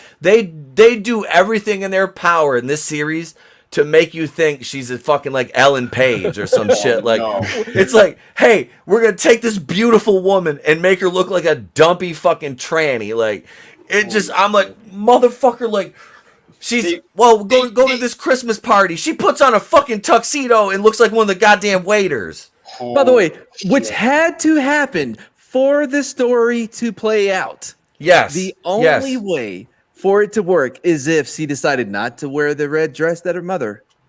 Yep, the red dress her mom laid out for her. There's another Seinfeld reference. But they you're wrong, Pete. I know I'm not. No, I'm not, Fauci. I'm not wrong. The fucking okay. So all the exposition you need to get about how she became such a super secret badass ninja warrior who is a not only a pugilist, and a fencer, an archer, and just acrobatic gymnast, a black belt, is in the opening credits in the animated sequence. Yes. That's the exposition. That's it. Wow. That's it right there. I've been thinking about it all day. That is insane. I thought that was so. I watched the show twice, and I'm like, I'm watched like the first time through, and I'm like, when did she get so good at everything? You hear a one-off line about her being a black belt. There's a couple lines, but they don't show you anything. And then you get the one flashback sequence of her shooting the bell down, and then I started martial arts at 5. Okay, and then the second time I watched it, I actually watched the credits sequence. I'm like, this is it. I'm like, that is the laziest. I'm like, that is, and then I look in the credits and I see Matt Fraction. Y'all know who Matt Fraction is, right? No. Yeah. Matt Fraction is the guy who Kelly Sue to. Oh, hi, Trey. Hi. I can't say what I was going to finish that sentence with because my son walked in. Wait, he doesn't have the headphones on yet. He doesn't have the headphones on yet, but he can hear me. No, but I can say it. Was through the door waiting. Okay. Here. I'll let you say hi. Here, hold it in. There you go. That's what she said. All right. Hi, Tony. Hey, what's up, Ice Talk? Tony and Tommy. Hi, Tommy. Mad. Hi, Mad. It's Mad. Hello. Hi, Madvic. And Vinny Fauci. It's Amia. Hey, little booster. It's Amia Fauci. Did you hear him? He said, "Hey, little booster." Hey, little booster. Tell him where to get his candles at, Trey. Get your candles at DrDef.com. You're right. You're a good kid. See, I didn't even have to say it. He said it. It's a shame we got to inject these kids. Say no booster for me. No booster for me.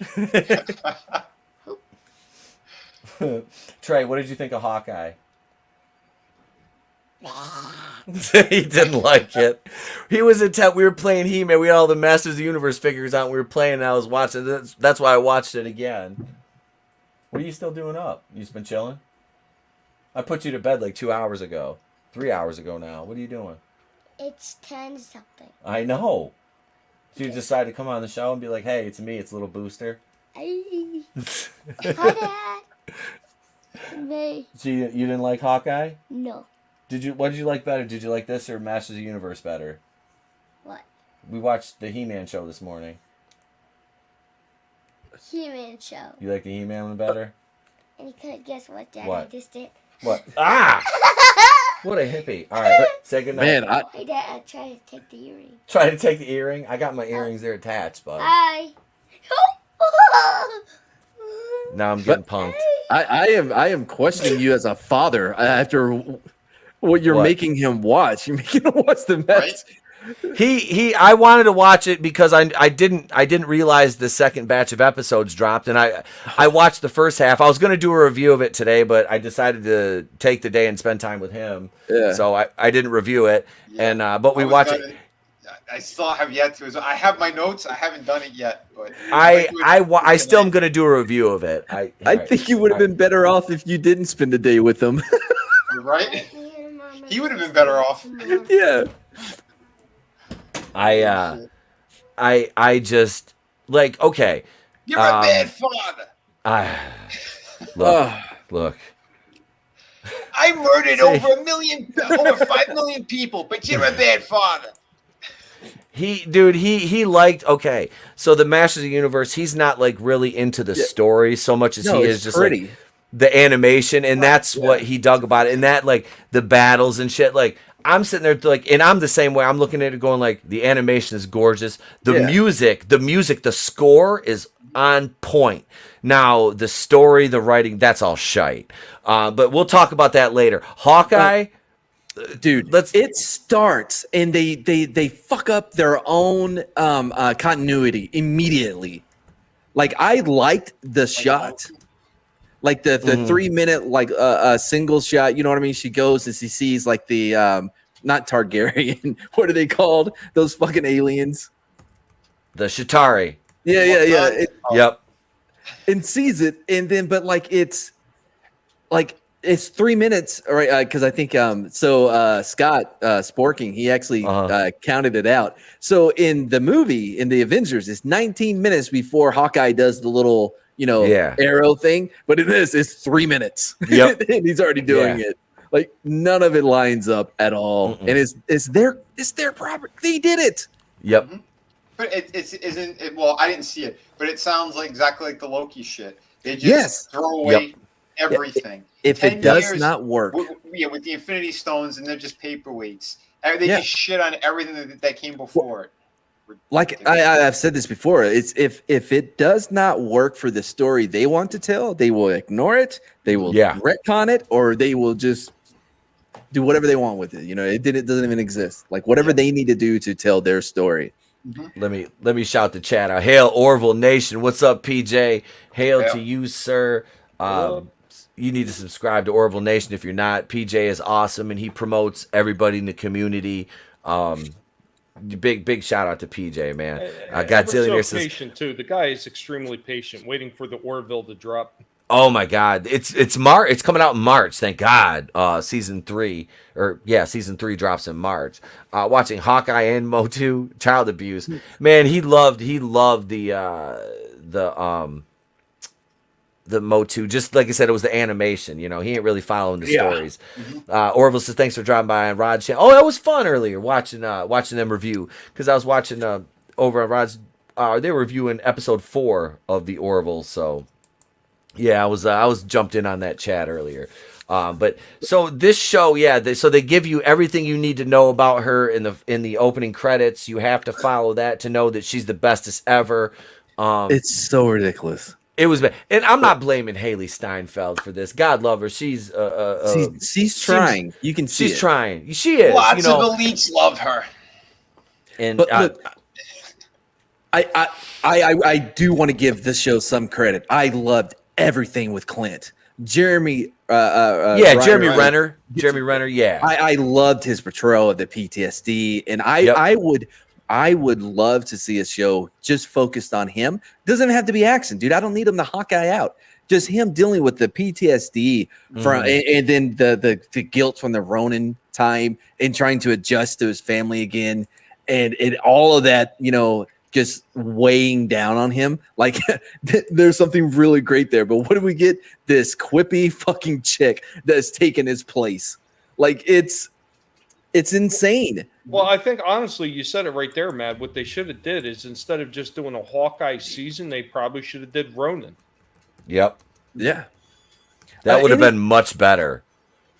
So for the 3 minutes he's in these 2 episodes, man, he's just so good. A little more than 3. But like I loved everything that he did. But you could tell whenever he's with Seinfeld, whatever her name is, like he just doesn't care. You know what I mean? He's nowhere near as like invested in it. Because like think about it. You're in a scene with the person who like you're being, you know, you're this character you've done for over 10 years of being assassinated in front of you, and you're participating in it. The word is grooming. They're grooming her to replace him. It's just so frustrating. Dude, okay, so this is the thing. Yeah, you could have done a show about him, just about him, and people would have loved it. Yeah, You know, I think but it would have been powerful. Like, but you had to. Oh well, everybody wants Kate, but no, Kate Bishop's run in the comics didn't fucking work. Like, it I didn't still don't know what work. a Kate Bishop is. I have a question though. Is this whole series just going to be her protecting Hawkeye from getting assassinated by Yelena, or whatever the fuck her name is? Echo. Yeah, The- Echo's in it too. So yeah, we have Echo Z's, and now we've got Oh, what? representation for the Native Americans. Oh, Also, sees hearing impaired as well.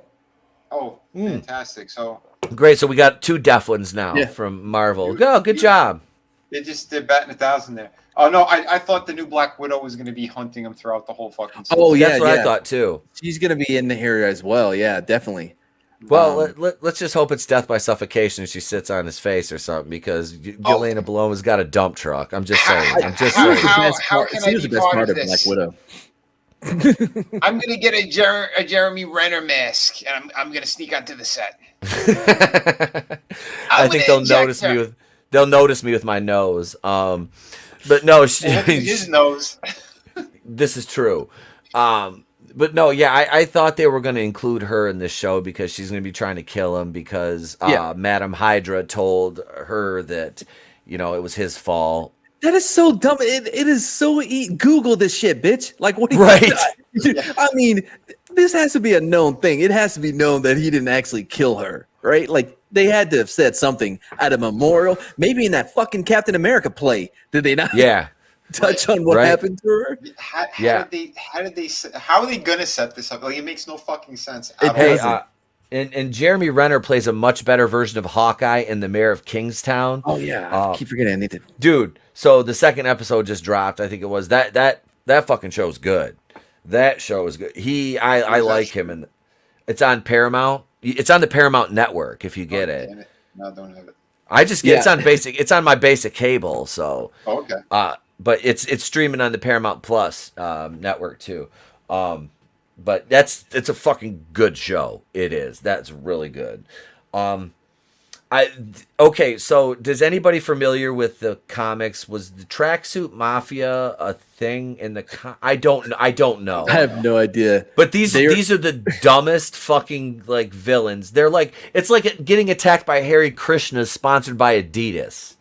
They are like barely above generic. You know what I mean? Oh like, yeah. It's amazing they don't all have the same face like in a they're just lazy NPCs. Game. Yeah.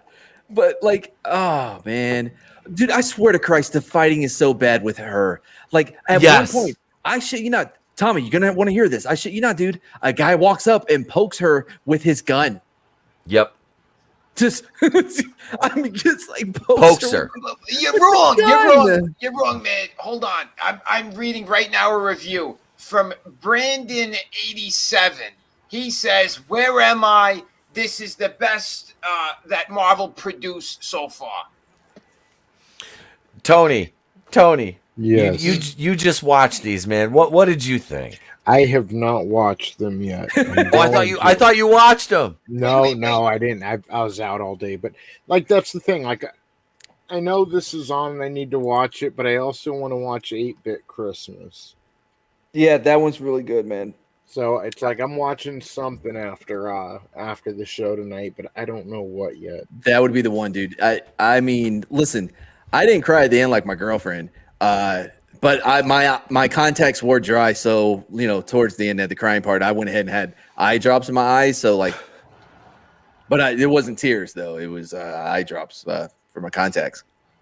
Tony. This just in, another review from Harris Bloody Knees 123 in my asshole. She says the best Marvel series since Loki. Wait. That's it. You've got to do better. I'm sorry. Wasn't Loki the last one that came out? What if? That does not count. We're talking live action. This is literally the next series. Let's see here. 93 and 93. God. Wow. Can we I see don't- some of these ratings? Let's see some of these. Should we read some of these? Let's look over some of the reviews. I'm curious about the audience score. That's insane. Oh, we'll read the audience. We'll go through some reviews Yeah. too. Kevin Carr, fat guys at the movies. It's got all the elements you'd expect from a Marvel series. It's a lot of fun. 3 out of His name 4. checks out. Rachel Harper, Sci-Fi Now. It's in that simplicity that Hawkeye really shines, making it a series unlike any other of the Marvel shows we've seen so far. What the? It's not simplistic. The bitch, like her mom, is super rich, obviously, right? Avi, but owns like a security company that just happens to allow her to have access to the tech that is needed for the story to continue because of the tracking shit. God damn it! A rat saved the universe from Thanos. So I that is easier for me to accept than anything happening in the show. Yeah, the dude. Okay, so the scene where she like slams that guy that probably weighs about what, like 220. Oh. Like she just like straight up like out muscles him and slams him against the car, and I'm like, okay, Bro. right there, little girl, you should be making me a sandwich. Like, get the fuck out of here. The Like, whole time I'm just yelling at the tracksuit mafia or whatever. Yep. Use your weight.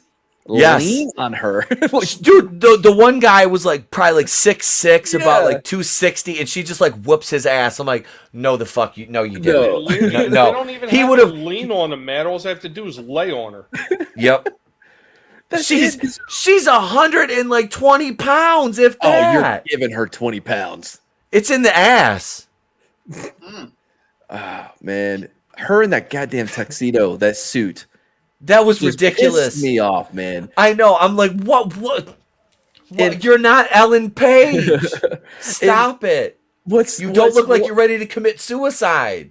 But what's worse is like, I don't know if they did it as like, look, like there's no gender on clothes, or like this is the only way we can get her to the auction for this story to continue. I think it was. The reason it was. That's not true. They auction those little girls all the time around the world. The Arabs. I'm sorry. Wrong. By the way, Joke's on you. I'm into that shit. Oh, wait a second. Wrong gift, ladies and gentlemen. My bad. I fast forward through. That's creepy. Whenever her and her mom started talking, I usually just fast forward through it. I'm like, I'm not interested in you, like at all. I like the mom. I'm so glad I've never watched this, and I have As no an plans actress. on watching it. Yeah, No, Tom, you basically, should. my reaction to like every time she was like beating the shit out of somebody that was like 175 pounds heavier than her, I was like, Now comes the part where we throw our heads back and laugh. Ready? Ready? like seriously, my wife's even, she's like looking at me, she goes like, wait, what? Hi, bud. Give me some more wine. But no, he'll come in here with the bottle. He knows. But no, these reviews are great. Let's see. We'll look at one more, then we'll go over to the audience side. Here's Drew Deach from Giant Freaking Robot. Hawkeye feels like it will end up being quick wiki article scan to get caught up on, where everything stands instead of its own standalone story. 2 out of 5. Drew The Deach. balls on this guy. By the way, that is like the lowest key criticism like It he could is. come up with. Yeah, Savage. Oh, here's I want to get back to ETEP and having his kid drag like a whole crate of wine bottles into the room for him. That kid, he better get blasted next time. Just because of all the shit you made him watch today, you son of a bitch. I let him. He's still up. He's hanging out with mom right now. He's out there watching. He's probably watching fucking Yellowstone Yeah, right because now. he got nightmares. PTSD from watching that shit. He's watching Yellowstone. He's like, why hasn't Rip shot anybody yet, Dad? You know what he's gonna do to calm down? He's gonna watch that video with the beagles, with the head in the cages. You wrong, bruh. You wrong. Hawkeye is going to be an enjoyable romp that won't tax the brain or require anything other than you to have a good time. Why the fuck do you want that? Like, right? Hawkeye feels like the most grounded, self-aware project in the MCU to date. Fuck off, Holy, Rick. Wow. Thank you, Rick Marshall. Now I will not watch this. Wow. Holy hell. Oh, for MCU fans, it's comfort food, a lighter version of a standalone movie with a well-executed action and an often wry sense of humor. Bro, there's bones on this. The bones of this show really have something going for it. That they are just like the his trauma and him trying to process all that juxtaposed to the holiday, to Christmas, like really plays well. You know what I mean? Because he's trying to do the gingerbread houses, he's trying to do the decorations with the kids, but he's also like this, burdened with all of this pain and suffering and this a massive amount of death that he's been surrounded for a decade. You know what I mean? There's really something there. But what do we get? This fucking quippy little. Yep. But that's what the audiences want, you sexist, my God. misogynist. Jesus. They want to see a woman take over because men are stupid.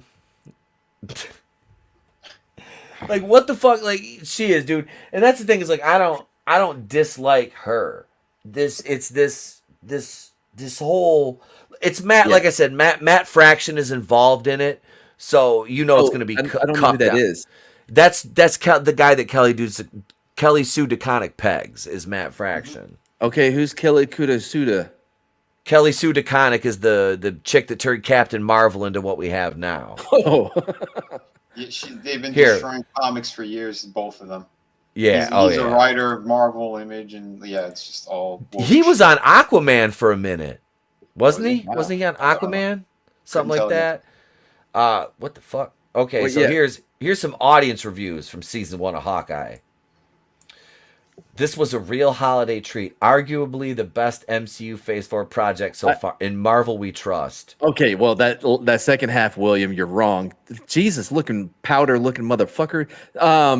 I do think it may actually be the best Phase 4 project just because of the 3 minutes we get of Clint. I can agree with that, because so when he went to the LARP thing to get his Ronin outfit back. That was actually kind of funny, because at one point I was like, is he just gonna quickly throat punch this guy and because he was just walking through that was a cool when he was walking through him wrecking them all through the LARP players. That was funny. I was those were the moments with Jeremy Renner just being Clint Barton. It was enjoyable because I like him. I genuinely like Jeremy Renner. Even despite his app last year, the Jeremy Renner app, where you could pay money to win a date with Jeremy Renner, a lunch date with Jeremy Renner, and that never happened. But there was a controversy. You could also talk about Jeremy Renner and listen to Jeremy Renner's music. But no, the Clint Barton moments. This asshole's Eternals review. Did you read that? Yeah. It was absolutely awesome and fantastic. It was quite innovating for a cinematic universe with more than 22 movies in their catalog. Please never trust the critics' consensus. They do not have your best interest at heart, Z's. Oh, but you do? How many times do you think he referred to the critics when Captain Marvel came out? Oh. Now it's please never don't trust the critic. They don't have your best interest in mind. Yeah, I guarantee that person is part of the copy and paste crew. Oh yeah. It sounds like mask on, mask off, masks don't work, masks work. Put 5 of them on. Why, George? A tasty street? Why are you describing it as tasty? Yeah, that doesn't check. Because he's gay. Wait for it. Hang on, we got it here. It's here. So long, gay boys. There you go.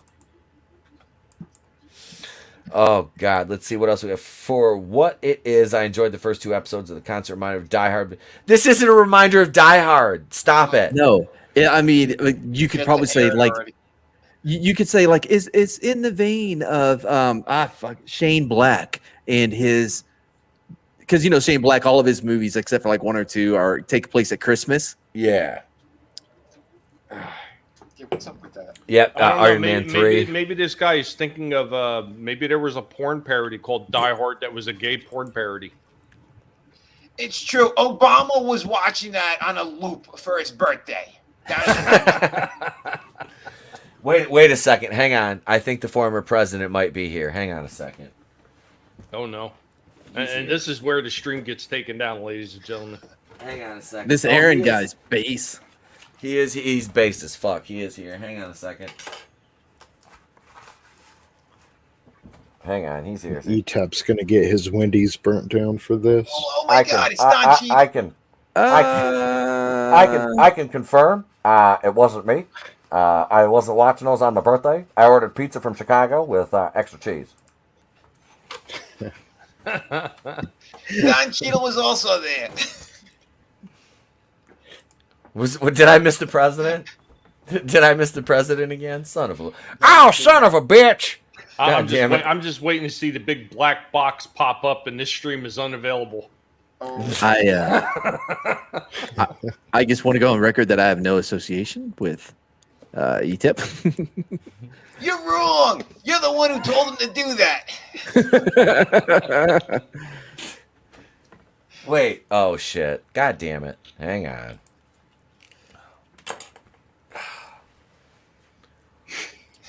Yeah, whenever he says "hang on," you know the stream's coming down. Comrades, look, communism is fine, it's good. We can all join collective and make vodka together now. If you'll please carry in the potatoes, we have a lot of them, as we need a lot more vodka to keep this going, because Obama Cheadle isn't free to book on show. Obama Cheadle costs money. Do you know how many pizzas we had to airlift in from Chicago? Cost a lot of money. I tell you what, dude, his Captain Planet is awesome though. On Funny or Die. Captain Planet is fucking great. It is fucking great. Captain Planet, motherfucker. Now, what you should do, ETEP, is you should probably screenshot R&R and go back in a few more days and see if it's still up. Oh, it probably won't be. This was 40 minutes ago. Not what I wanted to see. I feel it doesn't flow and it's made very boring. I hate the whole hand off the mantle stuff. I feel like Hawkeye is a secondary character to Kate. Yep. Well, that's where you're wrong, dude. Kate is Hawkeye. Yeah. That's where you're wrong, kid. Oh, not a good pilot, but the second episode is awesome. Cool to explore the street level heroes for once. Also, Christmas in the MCU. Come on, that's amazing. And also already been done by Shane Black with Iron Man 3, you fuck. Yep. Somebody soundbite that. Just clip right there. And send it to this guy. That's awesome. I don't know. I'm just so upset over this fucking show. It just pissed me off so much. Itep Ruski Boma. Yes, that's me. Here's another one. Maya M. Bland acting and quality for a Marvel show. Spot on. Spot on, Maya. Excellent. Is that a half star? That's a half star. Nice. What the fuck is this person talking about? I think the series had the best 2 opening episodes of any MCU series. Lots of tie-ins possible. Daredevil characters. And the Hawkeye comic readers will be thrilled. It definitely gives off a kid's feel, so some parts may seem silly for adults. Comic readers? Hold on, just what? By Hawkeye, he means Kate Bishop. Yeah. Yeah, Tommy's like, you lost me at Hawkeye comic book fans. Yep. I have yet to meet anyone who goes, oh yeah, Hawkeye's my favorite character to read. Never heard that one before. When did he even have a standalone series back? I don't think he did not. No, this is Kate Bischoff or whatever. That's who. It's Kate Bischoff. Yeah, sorry, Kate Bishop. The lesbians. Did somebody say lesbians? Finish the review, because I'm telling you, that's what he means. All right. Let's see. He says Steinfeld is perfectly cast as Kate Bishop. Also remember that Hawkeye has been a character played by both Barton and Bishop. If you wanted a series about Barton, you will be disappointed. Yep. Is that Ryan Johnson? I mean, Ryan did somebody call Ryan Johnson? What? Oh god. Why would anybody go into a series called Hawkeye expecting to have a series about Hawkeye? Well, hold on. That's because it's time to subvert your expectations, you incel neckbeard drum supporting man babies. Guess what? January 6th was an insurrection, and this is the Kate Bishop Hawkeye show that everybody's been waiting for by my favorite cuck who buys his wife's boyfriend size for 15 Nikes because he plays for the New York Knicks, Matt Fraction. Yes, ladies and gentlemen, it's me, Ryan Johnson, the director of your favorite Star Wars movie, The Last Jedi, unless you're an incel racist. You were saying? Okay, I take offense to some of the things you called me. I'll tell you right now, that's Matt Fraction, Matthew C for cuck. That's him. Kelly made him write it. She was like, "I'll make you sit on the Sybian if you don't write this." He's like, "Oh Jesus." I don't think all these people get paid. They seriously have people that will That retards. Will just simp for MCU because of the diversity, inclusion, representation. Well, they call them the MCU stands. Yeah, the stands, dude. They're as bad as the Raylos. They are. They're as fucking as voracious as the Raylos. What's up, Frankie Nose? Hail, brother. At this What's point, up, as sir? bad as the MCU is, I don't know why they don't just open their own toy store up that they could call it Cucks R Us. That they'd probably be able to sell all their simps then. Here's a 1-star in a show about Hawkeye. It's sad to see. We don't get to know Clint Barton's backstory, or rather fully concentrate on Kate Bishop, especially considering how long he's been in the MCU. All right, so this guy tried, but he's an idiot. Yeah. We've had a lot of Clint's backstory leading up to this. Yep. If you're unsure of where he came from or what his backstory is, you need to go back a few. Was the first movie you watched Endgame, bud? I'm just saying. That's I mean, oof. That's yeah. At least you tried. You know, where's the Bart Simpson with the cake? GIF right there. That's on me for not having that. Do you ready. suppose he didn't mean backstory and he meant back end? He very well could have. Let's see here. Let's find some more. I want to find some more low ones here. Are we going to? Let's see. Let's scroll up to the top here. Let's see where we are. But you can you not? Is there no filters? I guess not. No. Here's look. Kate Bishop, ladies and gentlemen, Bishop. Well, so Aluska can't spell. Oh, this is in English. Okay, never mind. I was trying to stop you before you kept making fun of her. Right, because That's fine. I'll just. English is her second language. Well, she spelled everything else right. I don't care. A 1/2-star. This is by RiseGuard K. Marvel always used Clint Barton as a punching bag, and now they did it again, making him a secondary character in his own show. Yeah. Ouch. Yep. I'm looking forward to the last 67% of the series. I give this 2-part premiere an 8 out of 10 for each episode. Lucky the Pizza Dog is so cute. Quite fun. 2-part for Hawkeye. Haley Steinfeld is Kate Bishop. Oh, Jeremy Renner gets more time to develop the character of Clint Barton. When? What? Ugh. A lot of hand-to-hand bone bruising action. No, there isn't. There's a lot of over-accommodating stuntmen making Haley Steinfeld look way better than she is. Nicholas P., if you waited years for a Clint Barton project, then this is definitely not for you. Oh, Jesus Christ, look at this. Love it, Z's. Literally my favorite Marvel series ever, Z's. Haley and Jeremy delivered such an amazing performance. The action, the comedy, everything is amazing. Can't wait to see more of Kate Bishop in the MCU. MCU. It is the MCU. This. You might as well just sound the fucking death knell for Marvel. I mean, it's fucking sad. I mean, you think of all the shit we had, and it is, man. Like I said, it's just sound the death knell. The end is nigh. The end is nigh. F***ing run away. The end is nigh. That's basically what we got. Is just shite. Just give me the word. I'm gonna run into Marvel Studios, just stabbing everyone. I mean, with the boosters. Just start giving them boosters. Boosters. So at what point? So, at what point do you suppose Feige's going to come out and say that he's transitioning? Pretty soon. Pretty He's gonna soon. hold hands with Bob Chapek. They're gonna do it together. Hey, He's let gonna me go let by me. Ironheart. It's Cody from Pursuing Paranormal, ladies and gentlemen. What's up, Cody? What's going on, guys? Welcome, brother. What's up, man?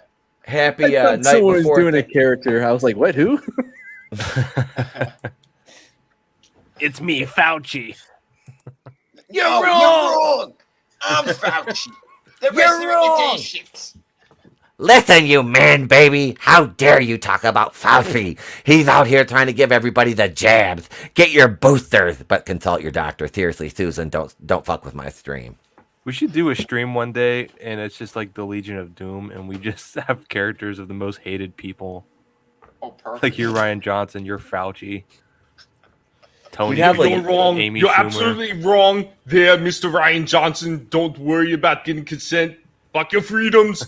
Just do what the Fauci tells you. 16, We'd have, like- 17, we'd have, like, 25 8 jabs, Fauci. get it Be done. Joy Behar. Joy Behar. We need a Brandon as well. He's just someone who's lost all the time. He's having a different conversation than everyone else. Oh, I'll be Brandon. Perfect.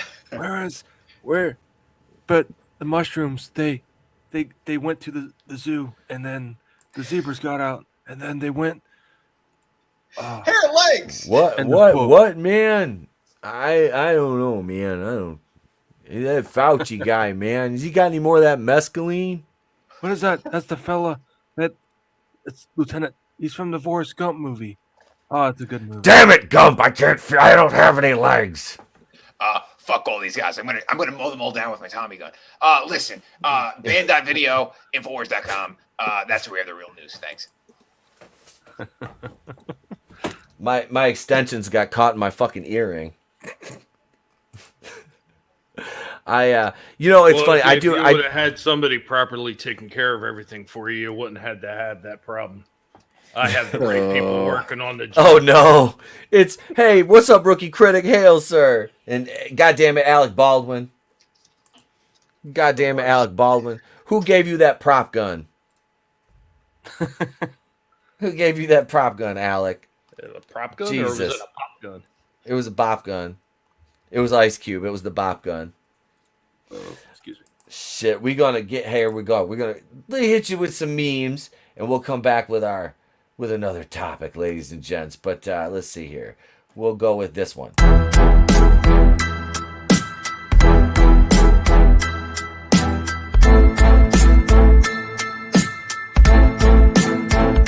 Attack at a West Side gas station. Thieves target a man because of the gold chain he was wearing. Tonight he's talking with our Tim Pamplin, who joins us from the scene with the night cam. Tim.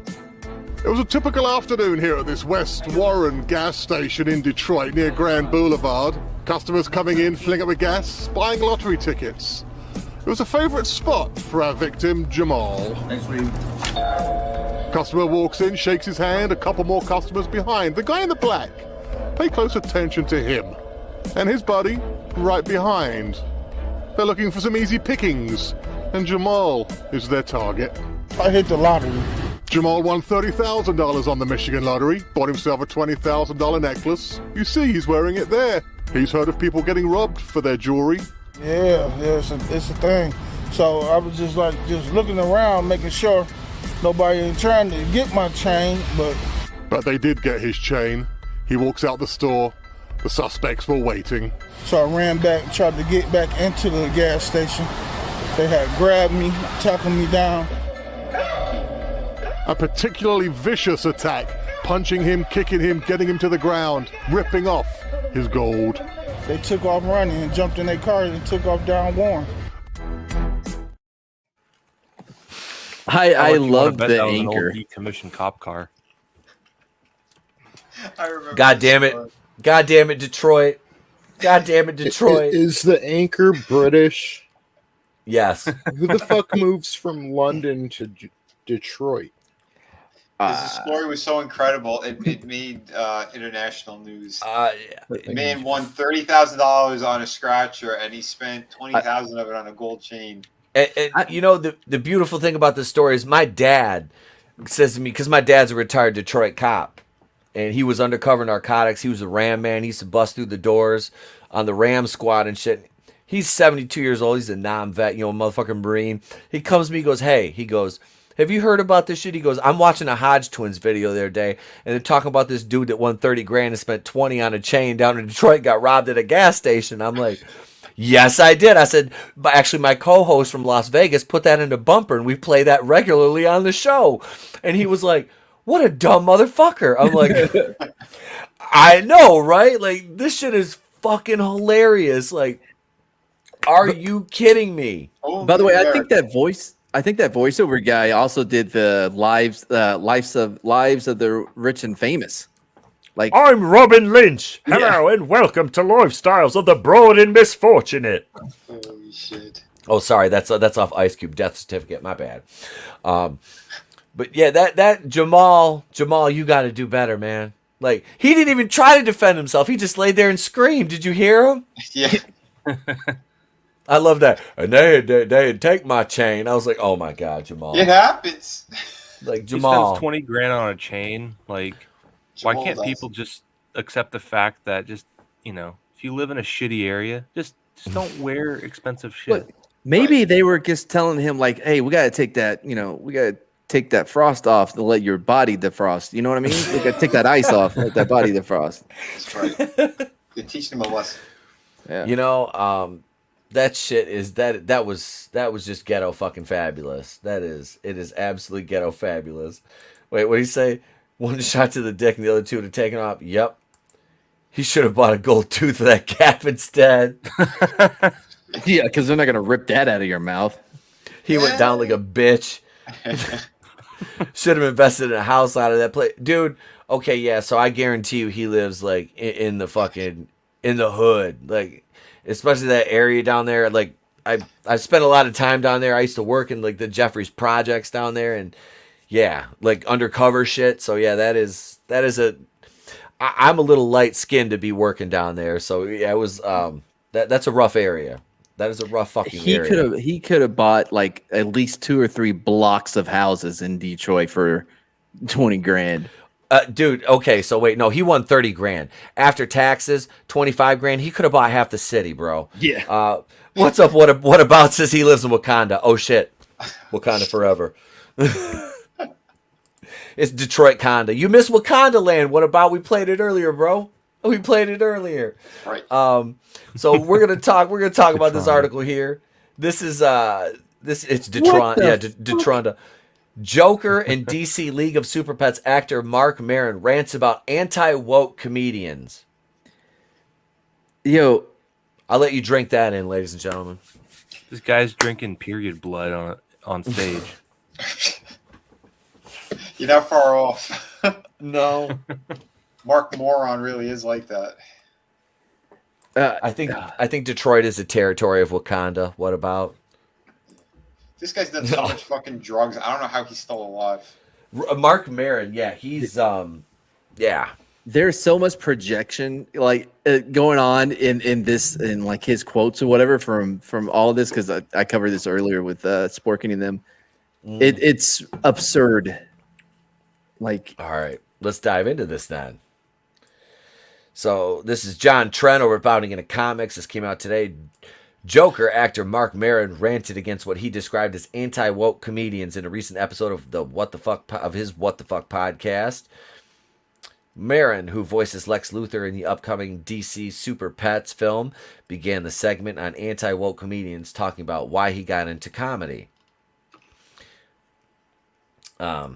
He said, I realize this more and more, and it kind of unnerves me about the whole issue, is that I don't know why any of you got into comedy, but I know I got into comedy because I didn't fit in that well. I was an awkward guy. I had my own issues. I didn't like authority. I didn't like having a boss. I didn't really do the team player thing that well. I wanted to speak my mind in a way that was uniquely mine. I wanted to not answer to fucking anybody. I didn't want to work with other people. I wanted to have total freedom to express my mind however the fuck I wanted to. I wanted to figure it out solo, he continued. He went on, I know a lot of people got into comedy that ended up doing sketch. They ended up show running. Look, I've done ensemble work before. I don't mind that. But stand-up was my way to have my voice without anybody telling me shit. My point of view. It's not a team sport. I mean, what the fuck? Marin had then transitioned to blasting anti-woke comedy. But the idea that there's this anti-woke comedy, that's the point of view that many people want to have. That's a team.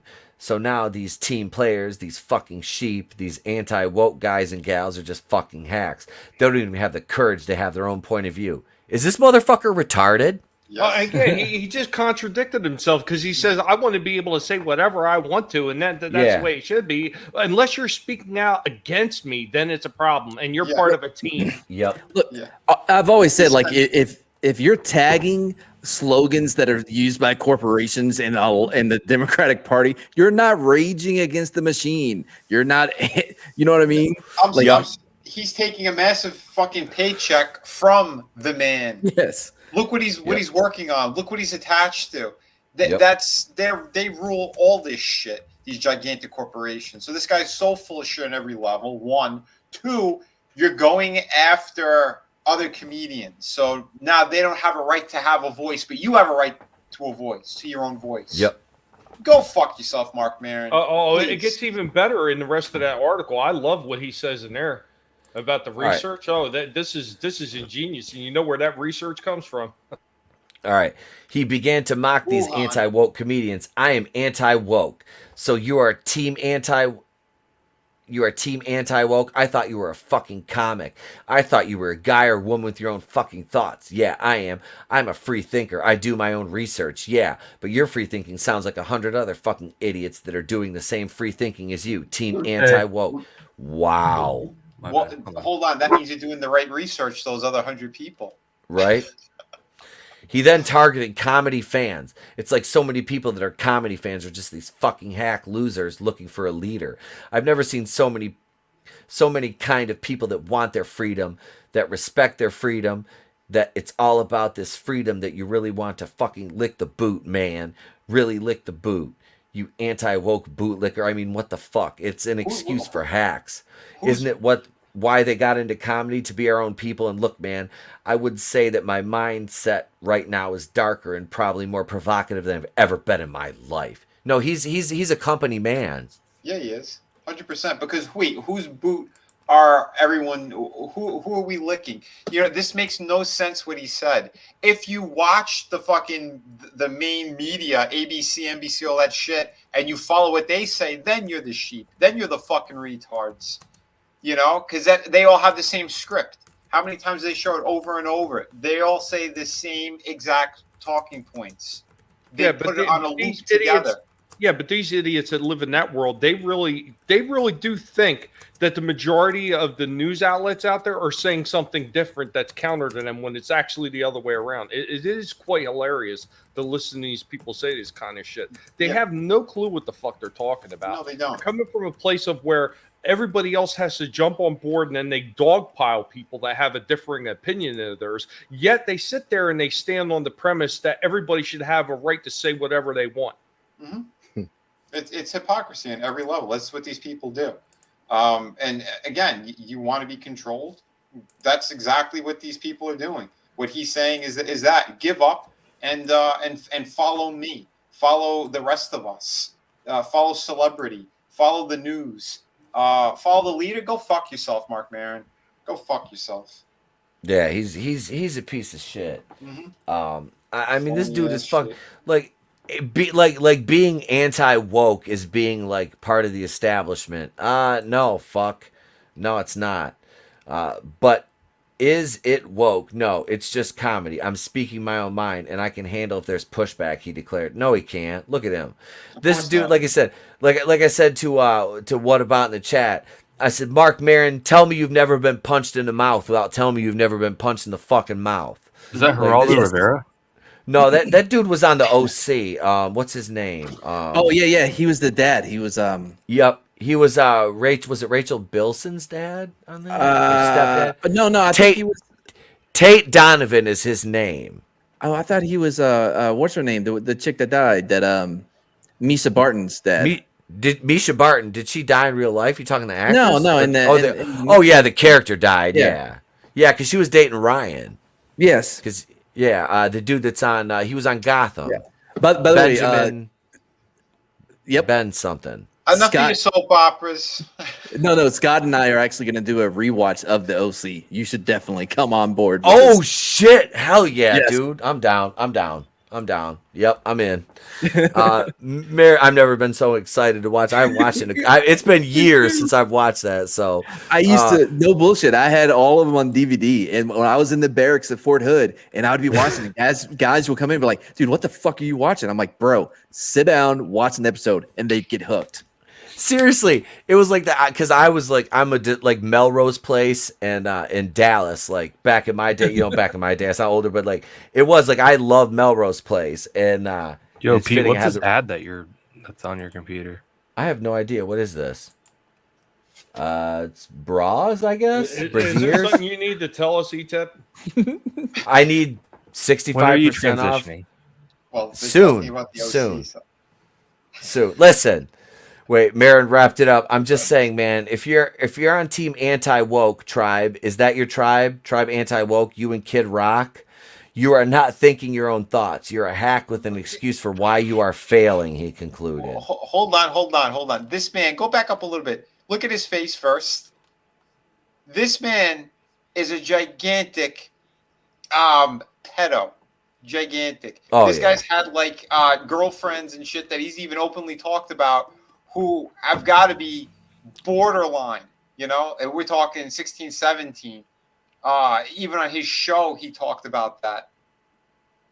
This guy's a creep.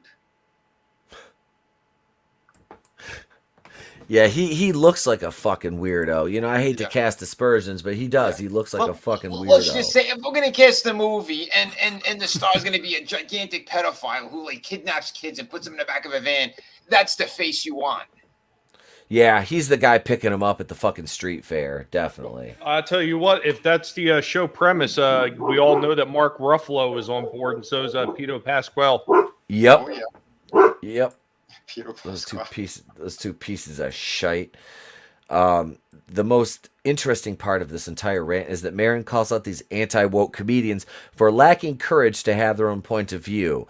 But he's the one who shows no courage by not actually naming any of these people he is ranting about. It's almost as if the entire rant is projection and everything Marin is blasting anti-woke comedians for he is guilty of. Mm-hmm. These two look like they just put their hands down each other's fucking hole in the pocket. And yeah, look at them. Yep, see? What do you make of Marin's rant against anti-woke comedians? I think he's a fucking idiot. I mean, like, seriously, like, what the hell? I mean, so one of my favorite like podcasts and YouTube channels is the Your Mom's House, and it's my favorite comedian Tom Segura and his wife. Yeah, they're great. And yeah, do you watch that too? I used to on and off. It's been a while. Yeah, that little promo thing that Pete aired on his show the other night, and there's a clip from one of the segments from their studio YouTube channel. But anyways, but they always talk about like how comedy is the exact opposite of woke. Like wokeism is constantly censoring things that you don't like. Right. Like comedy, you speak your mind on whatever you want, and if the joke lands, it lands. If not, then oh well, move on to the next joke. Mm-hmm. But that's that's the thing. And Tom Segura tours with Dave Chappelle. He's really close friends with them. So yeah, I'm kind of curious with Mark's viewpoints and everything. Do you suppose that when they came around to what was that season 3 of Glow, that he was helping direct it in that, push it in that direction?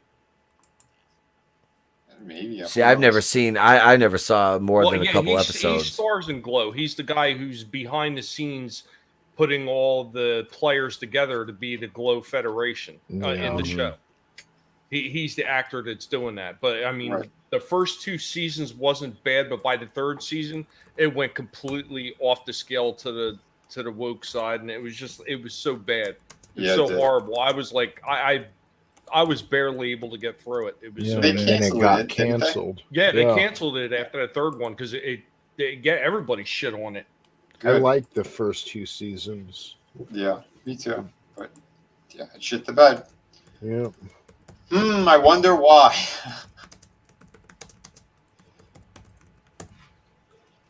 Probably because it went to fucking hell in a handbasket. I know you had what's her name? The Allison Brie. Her and the chick from the Most Dangerous Game, Republicans versus Liberals movie. You know what I'm talking about? Yeah, that blonde with the nice tits. The Hunt. The Hunt. Yeah, she's hot, but she looks like she's like 10 years older than she is, but she's still like she's hot. She looks like a lot of fun. She fought Hillary Swank in the end of that movie, I think it was. Wasn't it Hillary Swank? What, in $1 Million Baby or whatever? Or was it Jennifer Garner? Who the fuck was the villain in the end of that? I thought it was Hillary Swank. I can't remember. The Hunt. The Hunt was that movie. Oh yeah, it was you're right. It was Hillary Swank. Yeah, that's what I thought. Yeah. Well, I didn't know it got released. Yeah, man. Yeah, The Hunt got released. Yeah, it was pretty good. I mean, it wasn't. It actually wasn't. Woman. It wasn't terrible. Okay. As terrible as it could have been. There was some cringe, like there was. Well, because he's like, "You a National Guard, so you didn't do shit, bitch. What the fuck are you talking about?" First of all, I wasn't National Guard; I was regular Army. But National Guard deployed more than anyone. Like, how dare you non-combat? Oh, because it really upset me. But it wasn't all bad, huh? Yeah, no, it was good. Yeah, you know what? It's just one part. Oh shit! Yeah, it was man. Like I said, the fight scenes with what the fuck is that girl's name? Now it's gonna piss me off. Rosie O'Donnell. The young bitch that looks like old, but she's still kind of hot. And she's surprisingly young for the way she looks, but she's still cute. Gwyneth Paltrow. No, not Pussy Candles. The star of the movie. Not Pussy Candles, Cody. Pussy Candles. That's what I'm just gonna call her from now on. That's a great Twitter handle. Whenever I talk, I'm gonna start a Pussy Candles account. Yeah, that'll go over well. Right, I'll just have to censor a few letters. Betty Gilpin. That's Betty Gilpin. That's an old person name. Like it is. Right? Yeah, she's only 35. You're right. She does look old. You know, with her hair slicked back though, she looks way fucking younger. Yeah, I'd like just next to Allison Brie, she just doesn't really do it for me. And I know Allison Brie's probably some raging leftist too, but she's got talent and she's kind of, you know, that plain Jane hot. I think. Are you shit? No. Betty's got fantastic tits and a great body. Yeah. Gotta hand it to her. But she does. She looks yeah. She looks wise, I'll put it that way, you know. Yeah. She looks like she's I don't mind that. Yeah. I would have preferred that as Captain Marvel than Captain Cardboard that we got. Yeah. I'm getting really sick and tired of Captain Cardboard's Nissan commercials. Oh my god. That's like the only thing she's doing since that movie. It is. She canceled her YouTube account or some shit, and then she's like, Nissan. Oh, she canceled? Yeah, I wonder why. She hasn't really done anything besides a Shang-Chi. Oh, I forgot she's after in that. credit scene in Nissan commercials. A little bit of Endgame, but she hasn't like done any other movies or anything, huh? I don't think Bro, so. I got 10 minutes into Chung-Chi or whatever. Like that, the effects, the CGI on that bus fight were laughable. Like, what are you made doing? It that far? Yeah. Crouching Tiger, Hidden Dragon, whatever shit. I was out at that point. So bad, man. Horrible. They have this. Am I the fight only one where that they liked fall- that movie?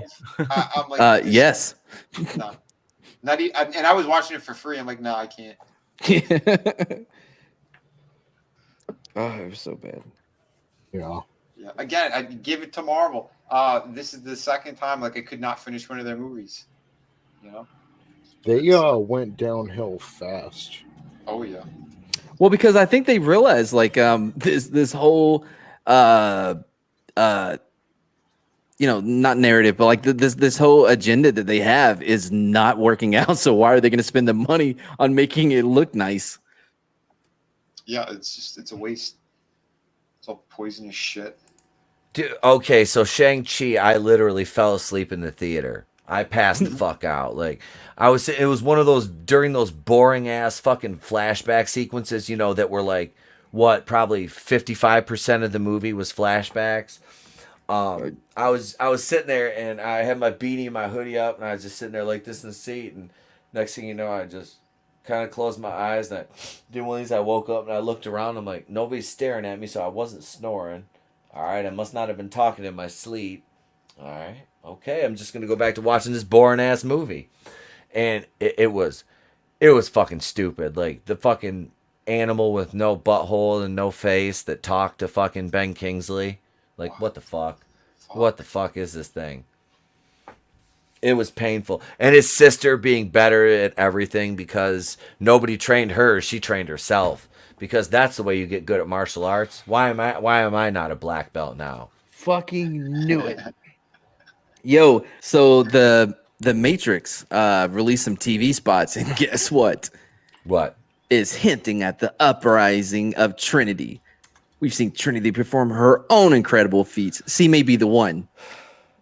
Oh no. Are you kidding me? Yeah. Oh wow. No. Well, what do you want? Again, it's a stolen property anyway. So you got you got two brothers who decided to chop it off, become a transformer. I think there's more issue with this movie. Did they go full on and just go Bruce Jenner with it? I think so, with all the money that they were pulling in from that. Okay. I used to, I want to highlight this because Orville says Trinity's kind of cute. Yeah. I used to I like Carrie Ann Moss. And I always wondered what happened to her in Models Inc. when they kidnapped her and took her to Mexico at the end of that first season. And then the show got fucking canceled and she just got human trafficking to Mexico and we never found out what happened to her. Wow. I like her as an actress and I think she was hot when she was younger. But now she's like, she's falling apart. Like, again, put her in different roles, but to make her an action star again and now she's the one. Are you fucking not confirmed, but it looks that way. By the way, are we talking about the same Trinity from the Matrix movies? That's who y'all was saying was like. I've never seen the Matrix. In the first movie, she looked great. Yeah, she did. She looked all right in the first movie. I was down with that. I strong disagree from this camp. Yeah. Okay. Really? Yeah. She just looks like a pole. Okay. I don't have a type. I just love all kinds of women. I swear to Christ, like she would get lost. She got lost, like when they were in the club or whatever. Like as soon as someone stepped in front, I'm like, where does she go? Oh, there she is. Like she just disappears. I really don't think she was cute in any of those movies, man. I guess I'm with you, bro. Yeah, I mean, she was just like your lesbian aunt. Yes, yeah, definitely. Like, her closet is full of Doc Martens. You got the peanut ones, you got Doc Martens and Birkenstocks, right? That's right. Wait Carpenter for it. jeans. You What's said wrong with Doc Martens? Nothing. I wish that we could have kept them, but just like everything else, women invade our space. There we go.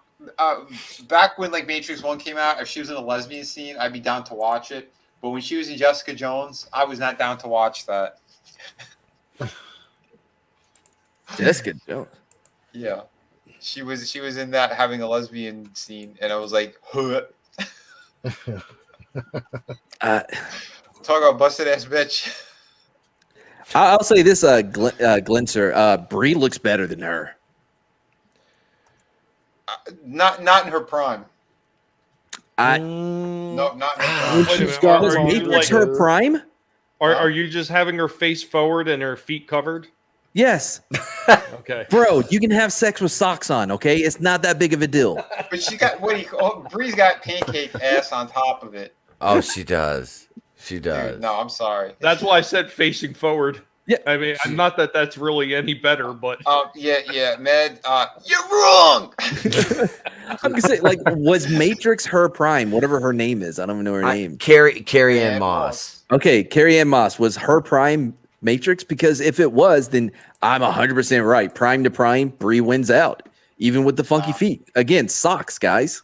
Funky feet, flat ass, horrible personality all the way. Captain Cardboard. No, I'm not asking you to go to brunch with her. I'm just talking about you fucking her. Yeah, I'd smash. Yeah, no, absolutely. Yeah, no. I don't know, Mad. When you go out to like Home Depot or Lowe's, do you like get excited when you go near the wood section? Oh, every time. Okay, just checking. I have no morals. I have no morals. I have no code of ethics. No scruples. No scruples at all. Yeah, I would see, but it would be fun because I would be like that guy. She would complain. She would complain about. I fucked a Republican. I'd be like, I'm not a Republican, bitch. I'm a libertarian. Take that. Ha ha. Fucking whore. Taxation's theft and the Fed. If we're talking about hate, giving her a hate fuck, I'm possible. Yeah.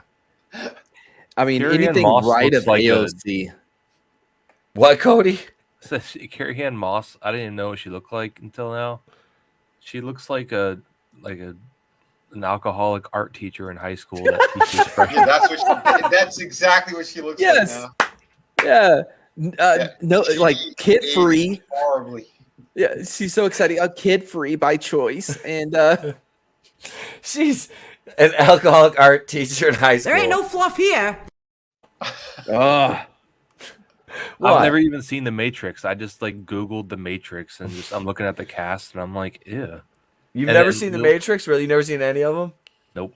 The first one's worth watching. Yeah, the first one never seemed interesting to me. And then like a lot of movies and TV shows do like little cuts of like parodies of the movie. True. They're like, oh, dodging bullets.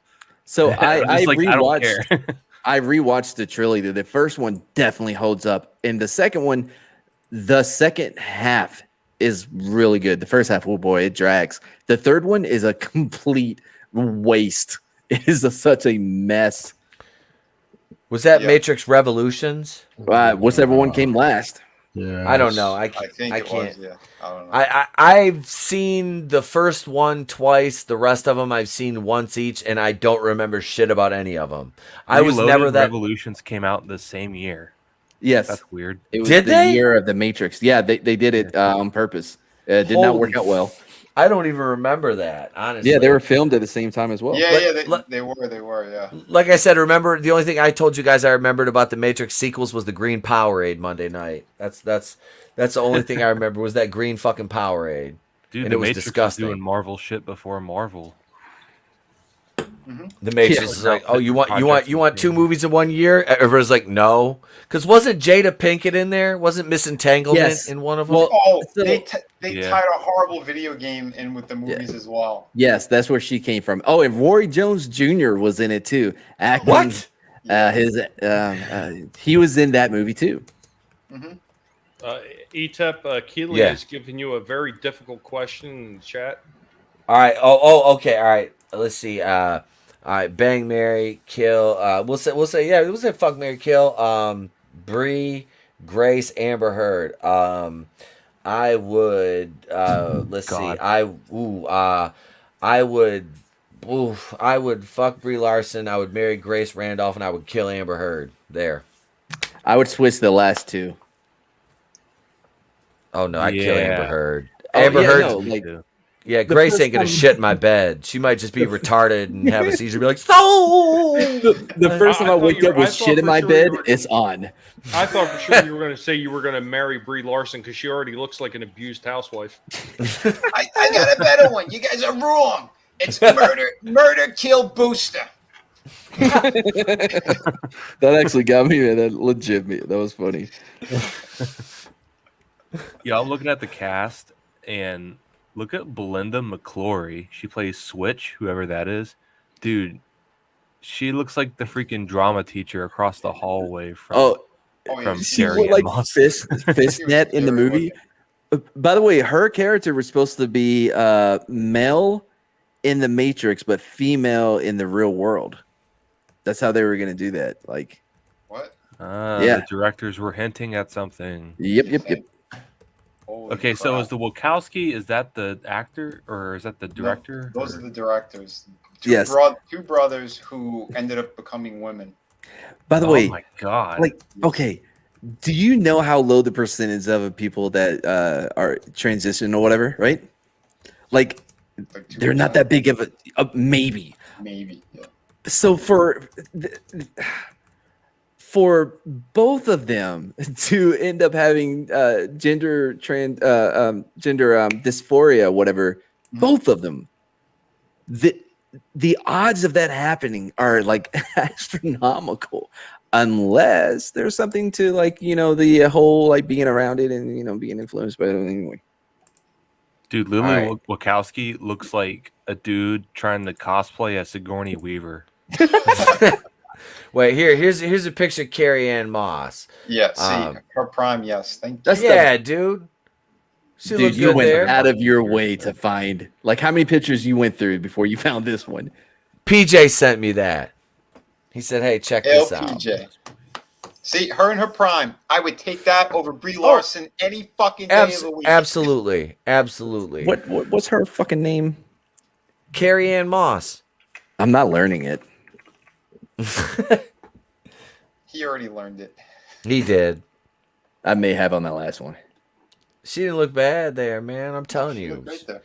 She was good. This is like Jamie Lee Curtis in True Lies. Right, I was going to bring up. She just looked good in that movie, and then in the 80s when she was showing her tits, she looked good there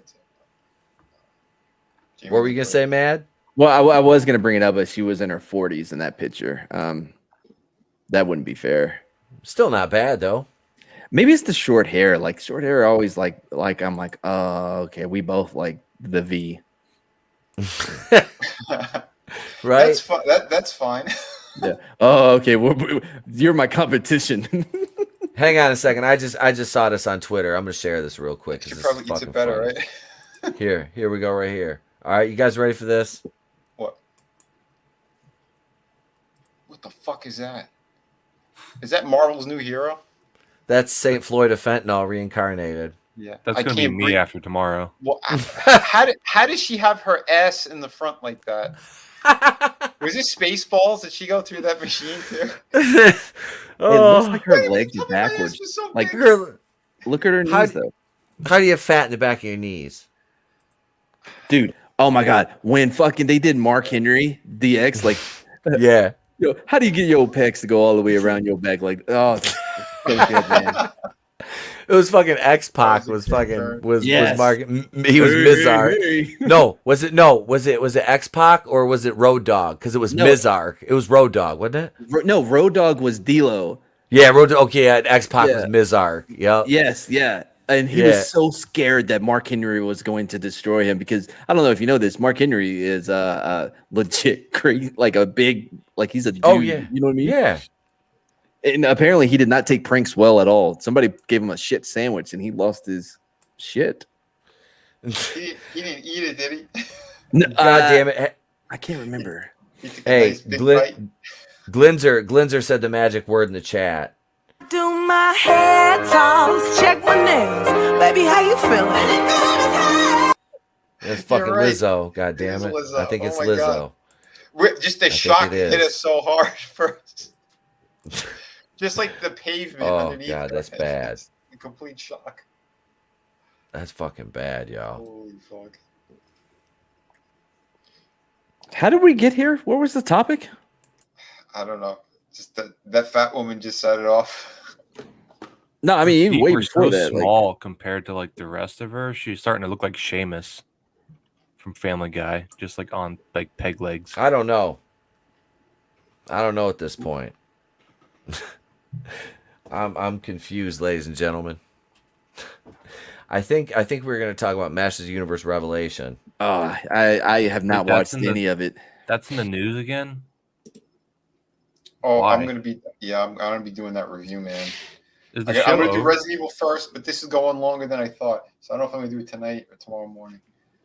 But, yeah, Masters of the Universe was just holy shit. Talk about destroying each and every character, top to bottom. Actually, I'm gonna call it a night there. Like you guys talk about the He-Man. I have no interest. I've never seen any of it. I didn't watch. I wasn't a fan of the original. Bless you. Like this is the one thing they didn't take from me because it was never mine. Okay. Or whatever. No loincloths for you. Oh no. Let's not go too far with it. I'll still take those. Okay, good. When I was a kid, I watched the 2002 or 2003 show, and I had all the figures, but that's about it. I never got into the original. Dolph Lundgren will always be my He-Man, for all time. No one's gonna top him. Maybe this is me. He was the only one. Yeah, he was the only one for me. He was the only one. Period. It was based off of Conan, so technically, I guess it would really be Arnold. He was the original. Yeah.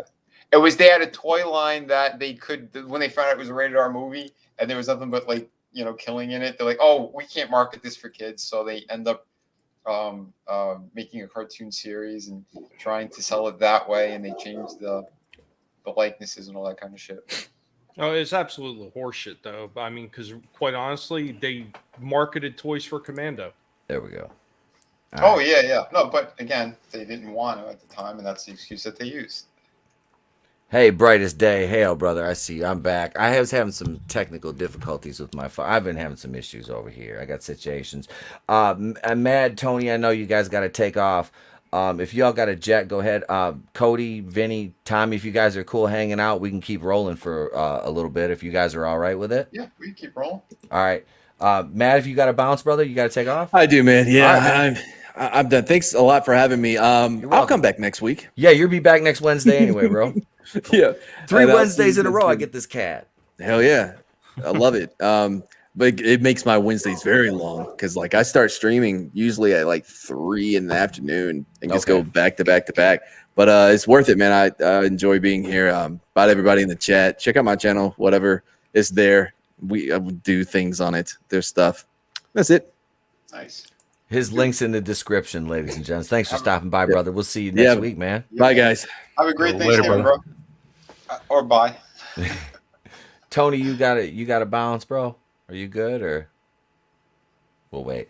All right. So did anybody else watch this Masters of the Universe Revelations? I watched Kevin Smith in some interviews talk out of his ass, but that's about it. Oh, we could. I don't know. Should I just start going? Did you see it, Vinny? Oh, I saw it. I told you I'm going to be doing a review on it. Yeah. I was supposed to do it before my Resident Evil review, but I think I'm going to do the Resident Evil one first. So yeah, I have my list here. What do you want to talk about? Okay. So first, so I'm gonna do an individual video on it, and I'll probably end up clipping part of this for it. So, it's basically gonna be a good, the bad, and the ugly, because I want to do it Jeremy John style, because I like that. I don't want to do a 40-minute review on it like a Batwoman, because I got to produce that over the next couple days anyway. So this one for me, I'm looking at it okay, the good. The animation is gorgeous. Let's see. My sketchbook, I just dropped MadBarber, Mad Martigan's link in the chat for you, brother. The animation's gorgeous. Everything aesthetically, everything about the show, sans the design of Tila and Andra is fucking, everything is outside of that is visually fucking stunning. The score to the movie is Hold on. What? What? Heelin. Evelyn? Heelin. You cannot tell me that design was good. They turned her into a man. She's a fucking tranny. I like Jack chick, so it didn't scare me. That with was her. beyond Jack. It didn't. I pay women like that. I pay women like that $500 an hour to choke me. Are you kidding me? No. But and seriously, rape you with their penises. No, I make sure that's all out the way. No, yeah, it was overdone because the first part of the show, they gave her some, she had some Tila-esque arms, and then this one it was just it's so making her more powerful, just cut her hair off and made her Arnold. Like what? Like it was fucked up. I'm like, so like that's the only way you could show her getting more power. I'm like, really? This guy, he fucking destroyed these characters completely. Yeah. Let's just make that crystal clear. The only good you could say is, the animation, it's okay for what it is. I've seen better. The score, it's okay. But again, while I'm watching this, I'm not that focused on the score itself because the orchestra music on a lump of shit, it's still a lump of shit. And this show really did, it put the final nail in the coffin. The first half, I had a 4-hour live stream covering it, breaking it down with my friend Liam and a couple other people. And we went into it as writers and creators, and then we went on the woke shit. But we first tore down how bad it was because they destroyed everything. And I'm going to tell you right now, just to kind of gloss over it, basically, they want to destroy the family dynamic. When Adam supposedly died, you had the king and queen. They practically divorced. They're separated, and they're about to have a divorce. And the mother wants to go back to Earth because that's where she's actually from. Yep. For those who know the He-Man lore.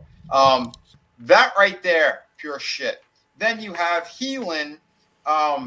So they really destroyed her character, making her nothing but a street rat that Skeletor saves and then becomes his punching bag.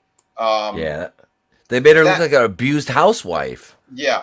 And then to empower her, they end up giving her the power of the sorceress. But like Skeletor doesn't realize that she's the one that's actually going to have the power to make him into this He-Man type character. Like, there was so many contradicting, stupid fucking things about that.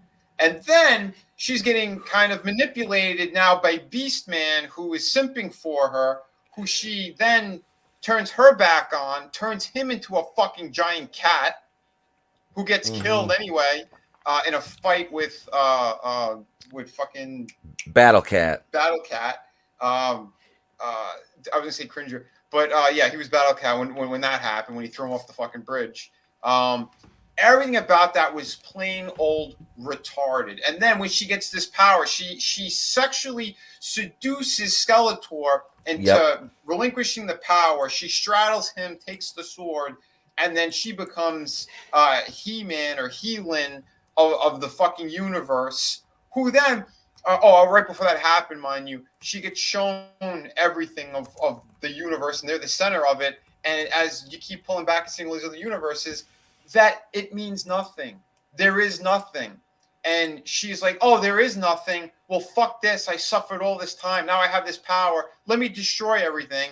And let me start off with heaven. Preternia. She destroys Preternia. So fuck you. There's no hope. There's no afterlife. Fuck you all.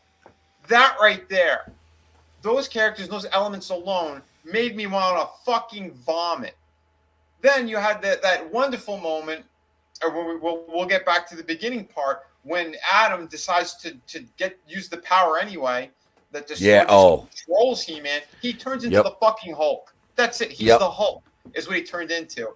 And Skeletor turns people into like these fucking dead zombie things or whatever, these demons. And He-Man's killing them. He's slaughtering all of them.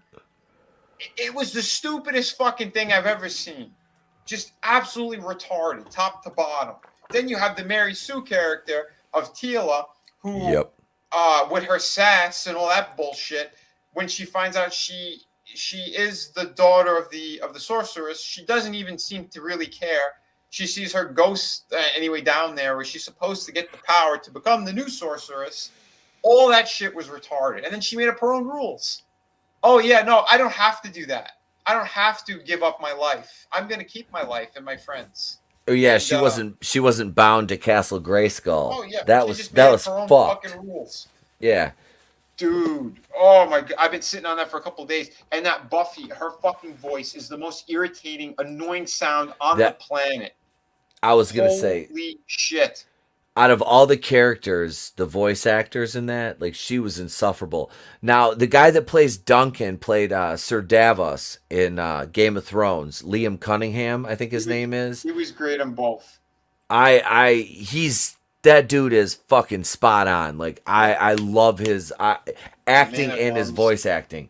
Yeah, he he's the only he was character I seem great. to enjoy. Yeah. He was great as Duncan. Yeah, Duncan was like, that's one thing like I can say from like the early like animated series, and like that Duncan was Duncan in this. Like he was Man at Arms, you know. Yeah, I've never seen like this beast fucking Hulk mode He-Man before. That was completely fucked up. Dude, it was retarded. Absolutely Yeah, retarded. I'm like, when the fuck did He-Man become? Oh, it's the power without the sword. So it's, you know, it doesn't make any sense. No, it doesn't. And Beastman's not a fucking philosophical simp. No. I love that she just fucking tosses him aside completely, like a true thought. Yep. Oh, that's it, man. I was like, I almost just said a name. I'll post it in the private chat. I was like, oh, it's almost like blank. But yeah, it was funny, man. She just tossed me. Yeah, she turned him into a big identical. Did you see the name? I saw it.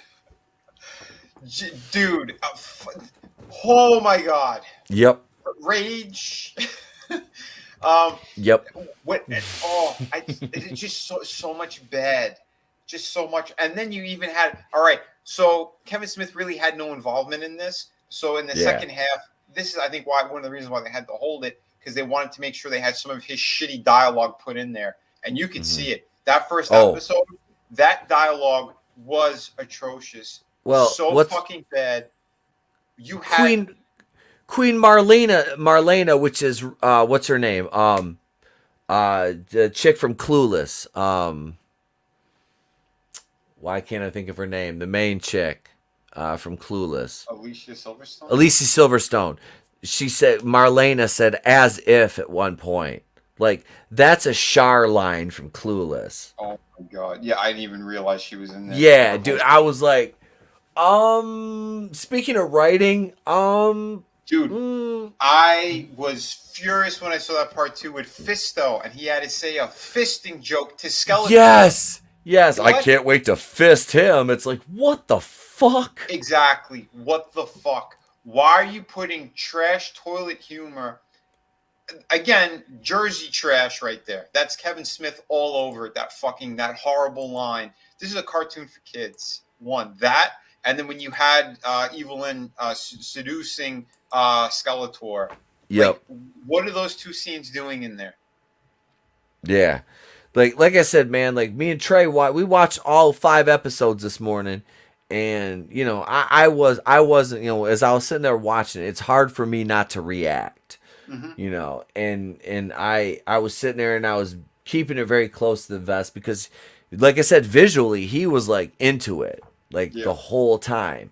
So, and for me, I had to really like work to be objective at times because like you can just get caught up in the visuals of it and just kind of like I'll fuck around on my phone and you kind of tune out what's actually going on.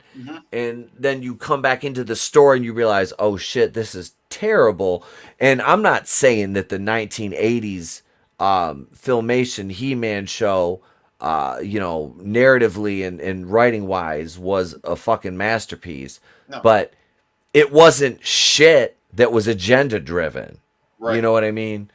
And that's what I got from this. That's the crux of This clearly was. The entire fucking series was that. And it was about destroying the characters. And just doing whatever the fuck they wanted. And they more than Mary sued that bitch of Teela. What a horrible waste all around. You get a chance to work on Well, again, he didn't like He-Man.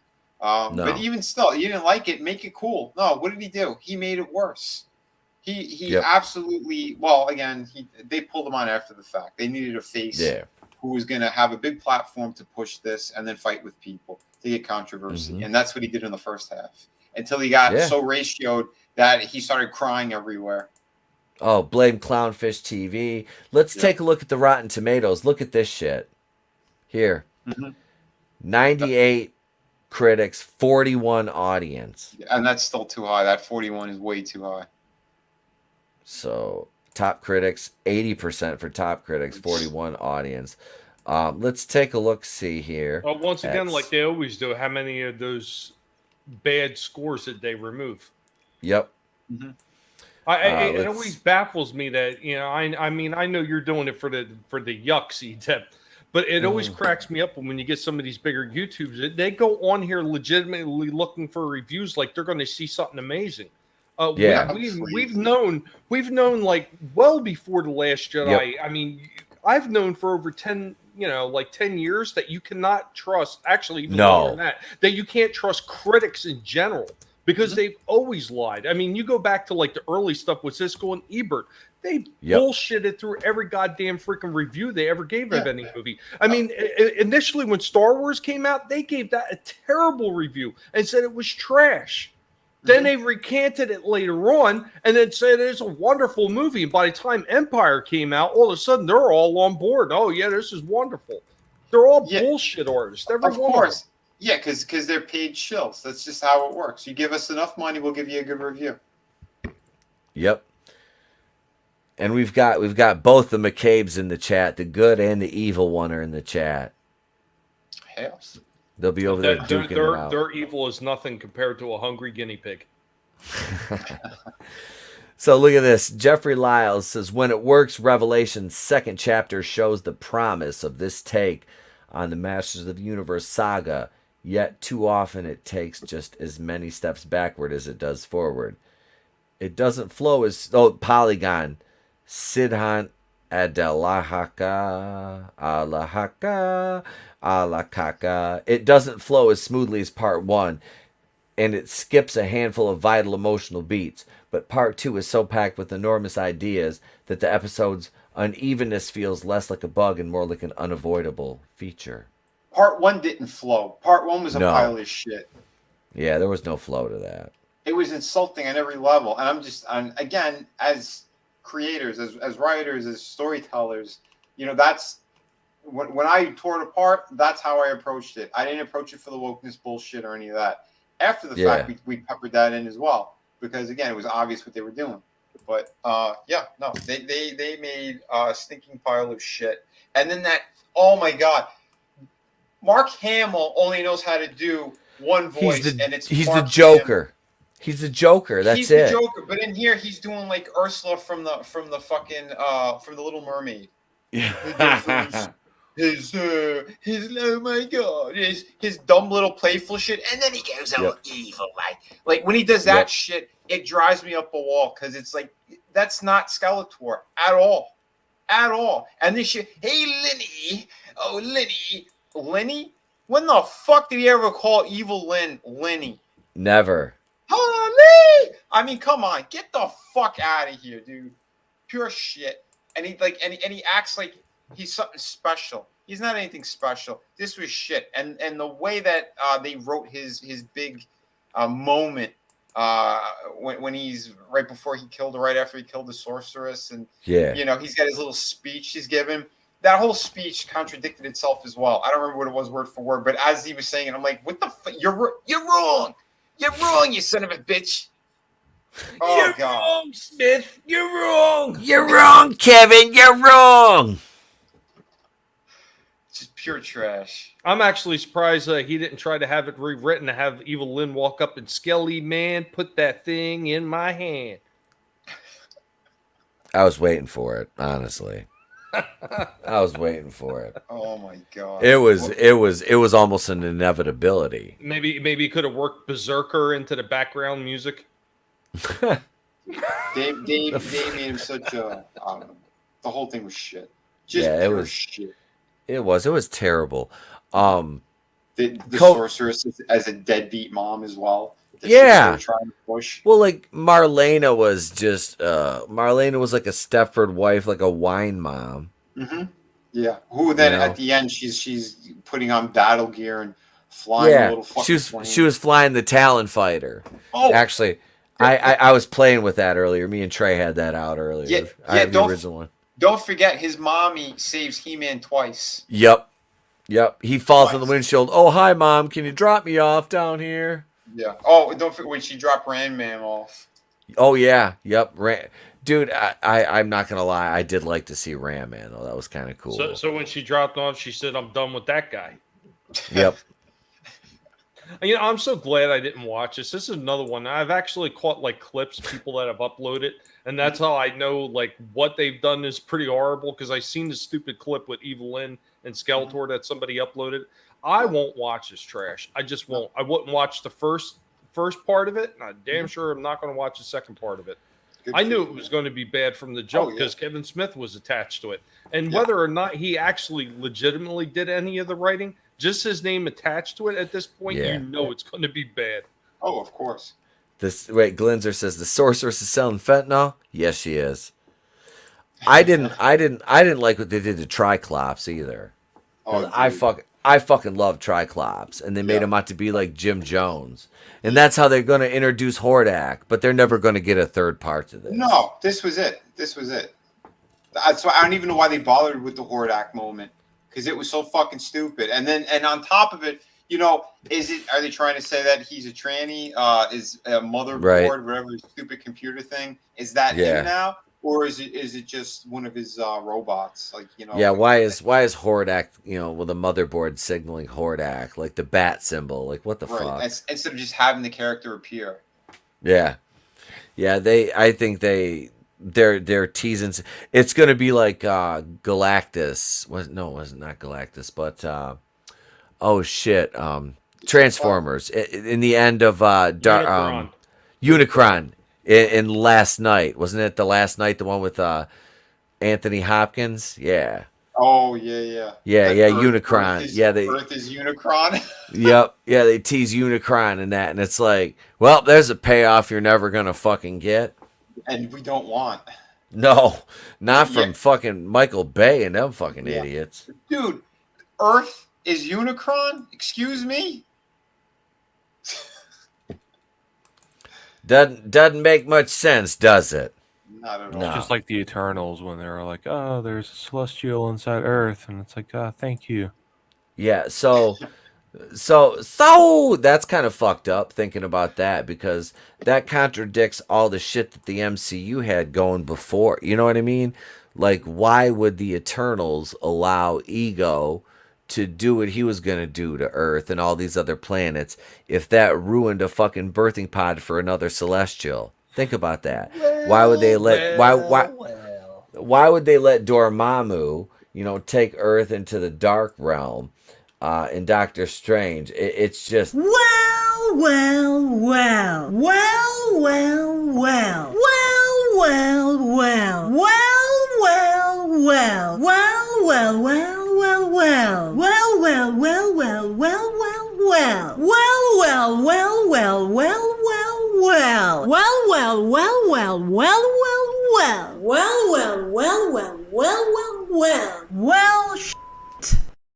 There you go, ladies and gentlemen. 37 Is she on the seconds of Grace spectrum? Randolph.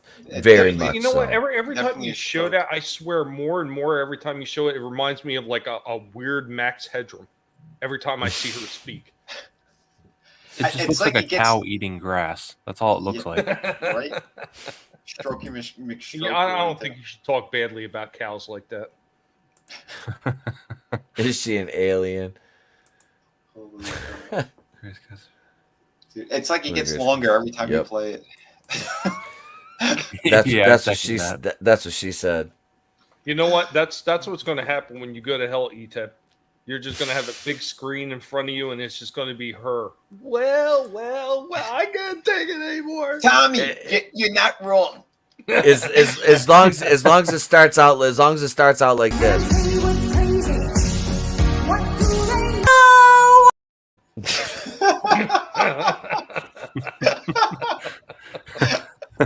That was just perfect. Tony made that shit, man. Did he really? Yeah, he made that and sent it to me. He had that for a while now. Oh yeah, that's could not be reached for further comment. Says some form of palsy. Frankie knows hell. It's funny. I don't know if I sent it. I sent Tony. I got behind me. I got fucking Dr. Doom. I can't make the joke. Dr. Doom Floyd's got his pistol to Sue Storm's stomach back here. On my desk.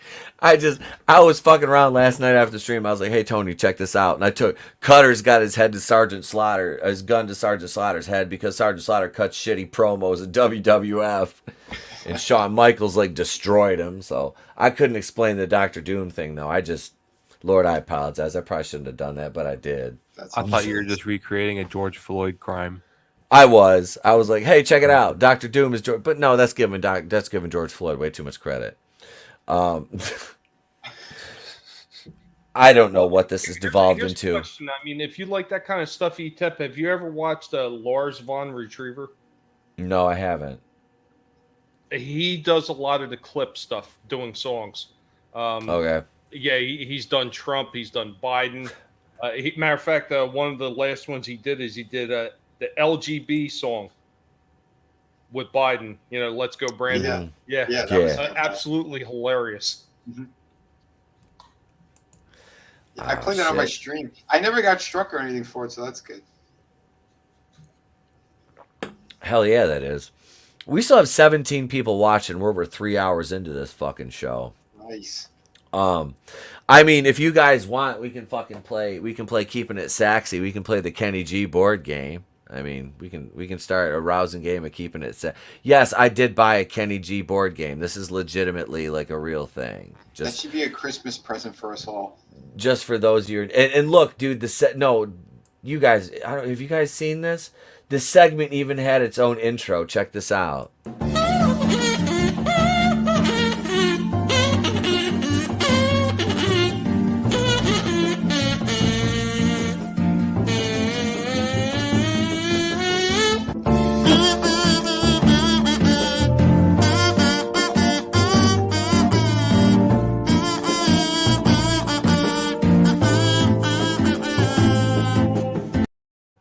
I was so high when I put that together.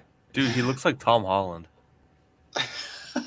Yo, go back, like watch it, like for like just a second, and when he's like at night, looks like he's on the top of a roof or something. It's like Spider-Man when he's looking at Tony Stark's like mural. All I see is his face. All I see is him. Spoilers. Oh my god! So speaking of Spider-Man, so what do y'all? Cody, what are your thoughts about that, man? Going into No Way Home. Well, I didn't like the first two Tom Holland Spider-Man movies, so I just want to see Toby. That's really it. Right. Like, I love the Raimi movies. I don't have too many expectations. I mean, just like somebody said that he had like Electro had an arc reactor or something, and then I saw today on like IGN or something they like confirmed it, and then they had like a close-up shot, and I'm like, dude, all these villains are gonna have Stark tech. It's gonna be another Iron Boy movie. Yeah, like they legit just can't stop putting Iron Man shit in these movies. They can't help themselves, because even if they can get one clip of Robert Downey Jr. and go, okay, oh look, this is when they got it from him. Like just to stick him in there, it's going to be so fucking dumb on that level. But I just want this movie to do well enough that they actually do green light one more Toby movie, because that's what they said. If this does well enough, they want to finish off Toby's arc, and they'll give him one more movie. They said it multiple They might as times. well finish off Andrew Garfield stuff too while they're at Well, it. I mean, they said that one for each. Yeah. That's what they said. Yep. So You know, when those films originally came out, like Tobey Maguire, I thought it was okay, but I hated the script writing behind those original Spider-Man movies. I couldn't stand the changes that they made to Spider-Man, because it didn't really feel like Spider-Man, with like him having like natural webbing and all that stuff. I did like the one with Garfield a little bit more, because they took more of a traditional Spider-Man approach, but I thought some of his acting as Parker was kind of like off. Yeah. If that makes any sense. And as far as Holland, the only thing I really enjoyed him doing as Spider-Man is when they first show him in Civil War. And that was it. yeah. Mhm. They each had moments for me, but yeah, Civil War was the best that Tom Holland had done. The Toby movies, I did like it, but I was with you too. I don't like that they did the organic webbing because that's the only element that you needed to be in there properly is have him make his own web shooters. It would have fixed so much of that. That alone would have been better for me if they just done that. But I got to say too, like the Andrew Garfield ones, yeah, his Peter wasn't the best, but his Spider-Man was great. 2 had potential because the costume looked great. But again, you had fucking what's his face there, Jamie Foxx, who destroyed that movie. Destroyed it. The design of him was garbage. That's also on Marvel and Sony with what they fucking did. The design was pure shit on Electro. And then he was terrible. Then he played it as Jim Carrey doing the Riddler. That's what he did 100%. Pure shit. That's not the character at all. This goofy, nerdy, dumb. No, wrong. Absolutely wrong. No, and Nick McCabe, you're right, man. He says don't shoot me, but I've never been impressed by MCU Spider-Man. I'd sooner get rid of him because he's essentially a glorified sidekick. And nobody's gonna shoot you for that opinion around here because, like we said, Tom Holland, the best appearance he had was in Captain America: Civil War. Yeah, that was the peak. Right. Yeah, Nick. A lot of people in this community would probably agree with you. Yeah, because here's the thing: his appearance in Civil War. We get it. They got him from high school. Great. So his first movie should have been him more grown up, smarter, doing what he's supposed to do, building up into Spider-Man. Instead, he was Iron Boy. They fucked it up. They fucked it up on that level alone. Like, why would you do that? He's getting even more stupid as every movie goes on. That's what it feels like. Hey, yeah, good night. Hang on one second, Cody. Good night, awesome one. Thank you. Happy Thanksgiving. Thank you for joining us. It is 12:01 Eastern time. No, wait, no, it's not. I'm sorry. It's 11:51. I'm looking. My computer is 10 minutes fast. I looked at my phone. All right. So we're still. It's not Thanksgiving yet. It's not Thanksgiving. Maybe your computer is seeing into the future. It is. It's. What did you say? The future? Oh shit! I think you fucking summoned him, Tommy. You summoned him. He's fucking here now. Ladies and gentlemen, greetings, Dominions and Dumantite. It is I, Victor Van Doomtep, the future ruler of the Upper Peninsula of Michigan, with me and my fluffy kitty, Mr. Beans. And ladies and gentlemen, I bring you good tidings upon this whitey European invasion day, upon the indigenous people. We didn't land on Plymouth Rock. Plymouth Rock landed on us, yo. Brilliant. But seriously.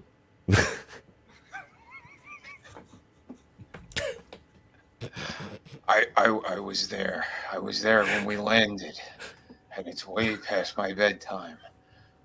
Callista, are you awake? Oh, I'm sorry, that was a toothpick. I put. She's a corpse, Harrison. Yeah, she's dead. Just Kathleen like Kennedy. For Thanksgiving, the Pilgrims have delivered good tidings. Kathleen Kennedy will be fired tomorrow morning. I guarantee this, my friends. I told you that 5 minutes ago. Shh. Was I not supposed to say anything? It looks like Pig Roddick has found out too. Spending $1 million on cocaine would make sense right about now. Pig Roddick. This is the team up that nobody ever wanted to see again. I'm not cool enough to do a good impression. Happy Kwanzaa. Did somebody say Kwanzaa? Because Kathleen Kennedy will be fired on Kwanzaa too. I can't wait. She'll be fired every day of Hanukkah. This, my friends, I guarantee. The offer still stands. I'm gonna murder a person every day until she's fired.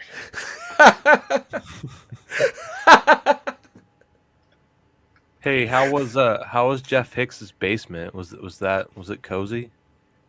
It was cozier than this cell that they have me in for Indiana Jones 6. Kendo and Nick kept him well fed. Those guys are all right. They fed me. Happy Thanksgiving, Davian Donaldson. Happy Thanksgiving. Nerdronic got changed into a gerbil. Oh no. He called you a gerbil. Oh. Well, obviously, he's probably working with the same people who are writing Doctor Who, and it's something that we just can't stand.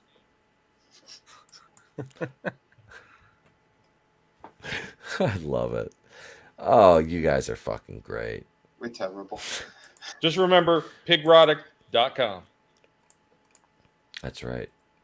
There we go. No more Doomtep. He went away. He had to go back. Mr. Beans needed food. He had to go read some more National Enquirer magazines to get his next source. He was looking at subreddits to see when Kennedy was going to get fired tomorrow. Yeah, I passed the information on to my PA, and they go on to something called Reddit, and then Doomtep, he gets all the information from there. Spoiler. Right? Pete, Son of a... When you mentioned the future, I thought you were going to do a Mike Zero impression. I haven't got. I Put don't- on like a backwards hat and have like a really shitty back screen behind you. But the problem I don't is have my I don't green think- screen tonight. No, I don't think ETEP could lower his standards enough to do one like Zero. Hi, I'm Mike Zero here from the future. Bud, hey, guy, buddy, pal, friend, eh? I don't... I thought I threw him out of the plane last week. Well, what if Mike Zero really is Doomcock? Do you know how big of bro, Tommy, bro, Vinny, Swerve. Cody, bro, Swerve, bro. So we got this guy under the mask. He's under the mask, bro. Check it out. A year under the mask, bro. Cutting promos, bro. Coming out spots, promos, bro. Look, backstage, bro. Here he is, mask all the time. After a year, boom, Swerve, bro. He's Mike Zero. Boom. What are you checking? Mind blown, bro. Mask on a pole, bro. Mask on a pole. How much y'all want to bet that Doomcock is actually like a failed Hollywood actor and he's just he You're loves right. the arts and then It's Mark Hamill. He's been listening to us talk shit about Masters of the Universe all along. I said, kid, you got a face that deserves a mask. I'm sure Mark hates it too. That bugged out eye of his. I said, here, I found this in the dumpster next to Kathleen Kennedy's house. Put this on. Always my sketchbook. They're all assimilated. Yep. Assimilate them all. Hail, Darren. Darren, like my father before me. Hail, brother. Welcome, man. Welcome. Let's see. Wait. Let's see. I'm trying to. I gotta get better welcome clips. Let's see. What do I got? What have I got here for you? I got a clip you should make.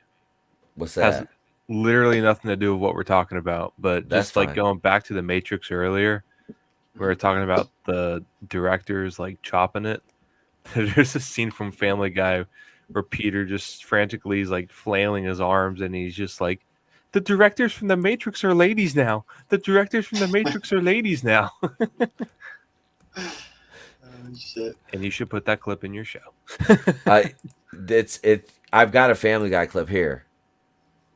Hang on, I'm waiting. It's Bill McLeod's low. just invented a new kind of beverage in his basement. Whiskey.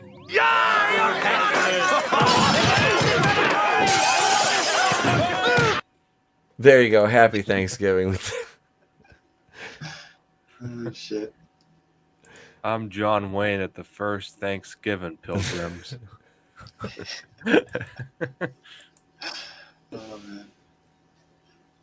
Oh, now I've heard Doomcock without the voice. He don't sound like Mike Zero credibility.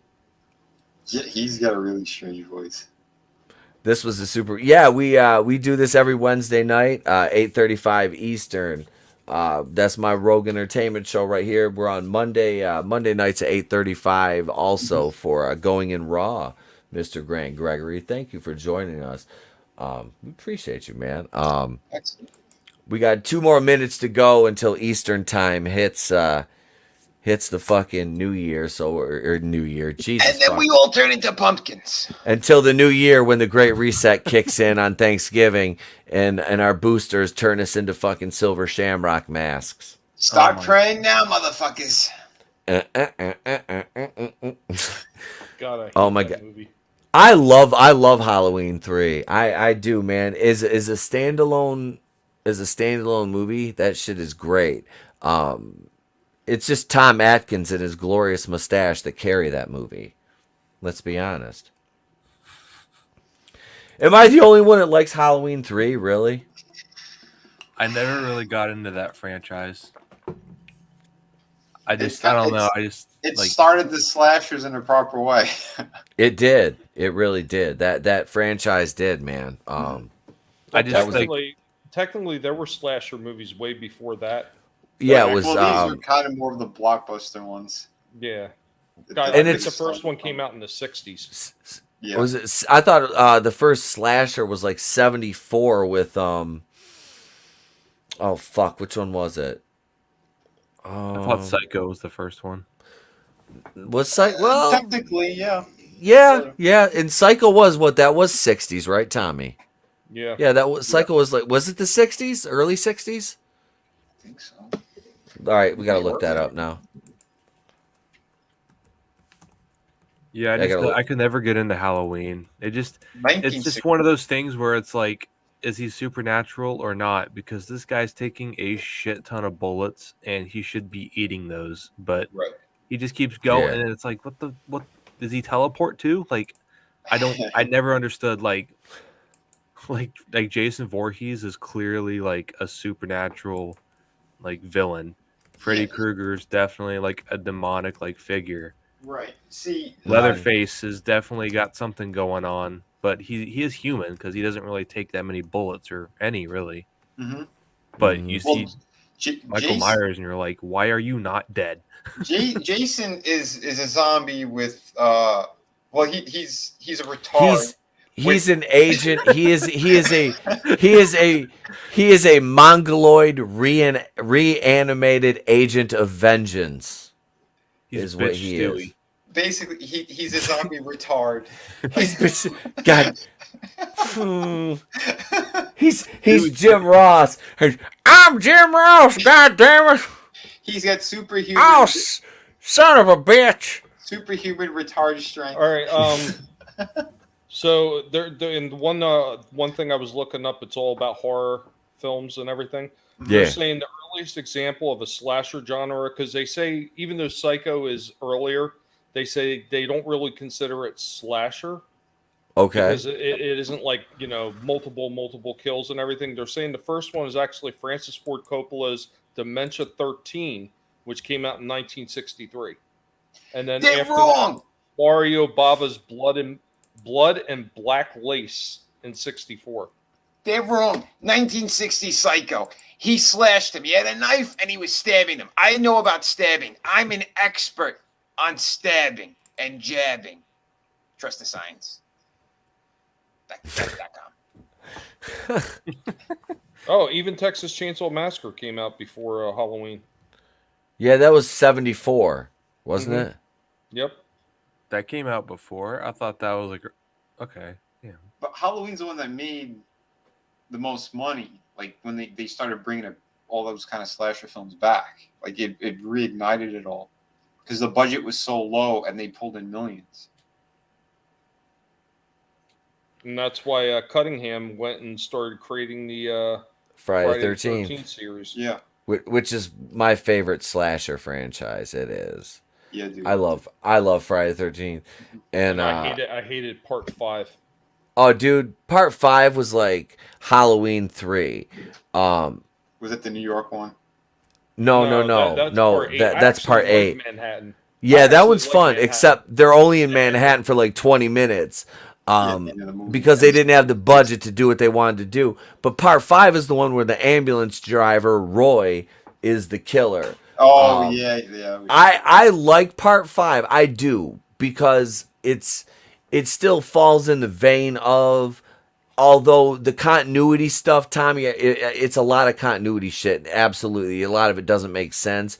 It's like, how the fuck did he not know where the fuck his son was? Like, I don't know. A lot of that shit just... Yeah, no, 6, I think, was my favorite. That's when they brought That it is with the that's my Jason Lives. absolute yes. Jason Lives is my absolute favorite one, and that has the best soundtrack to it with the Alice Cooper, Man Behind the Mask. Which is the one that had like, that fire starter kid with the? Are you talking the chick with telekinesis? Number 7. That was 7. Yeah, New Blood. Yeah, that was New Blood. Yep. That one was not good, but it was fun because Bernie got killed in it. Dude from Weekend at Bernie's was in that one. Oh yeah. Yep, he was the doctor. Mm-hmm. Wait. Yeah, hey, I got to give it up. Could not be used further comment. Black Christmas is an early slasher. 74. That was the same year as Texas Chainsaw Massacre. Yep. Thank you. Nice. Thank you. Which one was part 5? Part 5 was the one with the ambulance driver. A New was Beginning. the New Beginning. Yep. Yeah. Corey Feldman. Corey Feldman was at the beginning. Corey Feldman was the beginning of that one. Yeah. In the flashback sequence. Yeah. 8 That's is when Michael Jackson was still. Oh, sorry. 8 is Manhattan. Yeah, he was in part 4 too. The final Friday. Final chapter. Final chapter. Yeah. Yep. And he went all ham. Oh yeah, die. Part 3 was the 3D one. And that's where he gets the mask from the. Yep. Shelly. The goofy guy, Shelly. Yeah. Yep. See, dude, that had the fucking the spear gun shot to the eye with the chick on the dock, which was the second eye shot on a dock, because the one cop in part 6 got the knife too. Remember? Was it? Yeah, it was a knife out of the woods, or a dart. He hit him with a fucking dart in the eye. They did get very creative with those kills. You got a fucking dart in your eye, dude.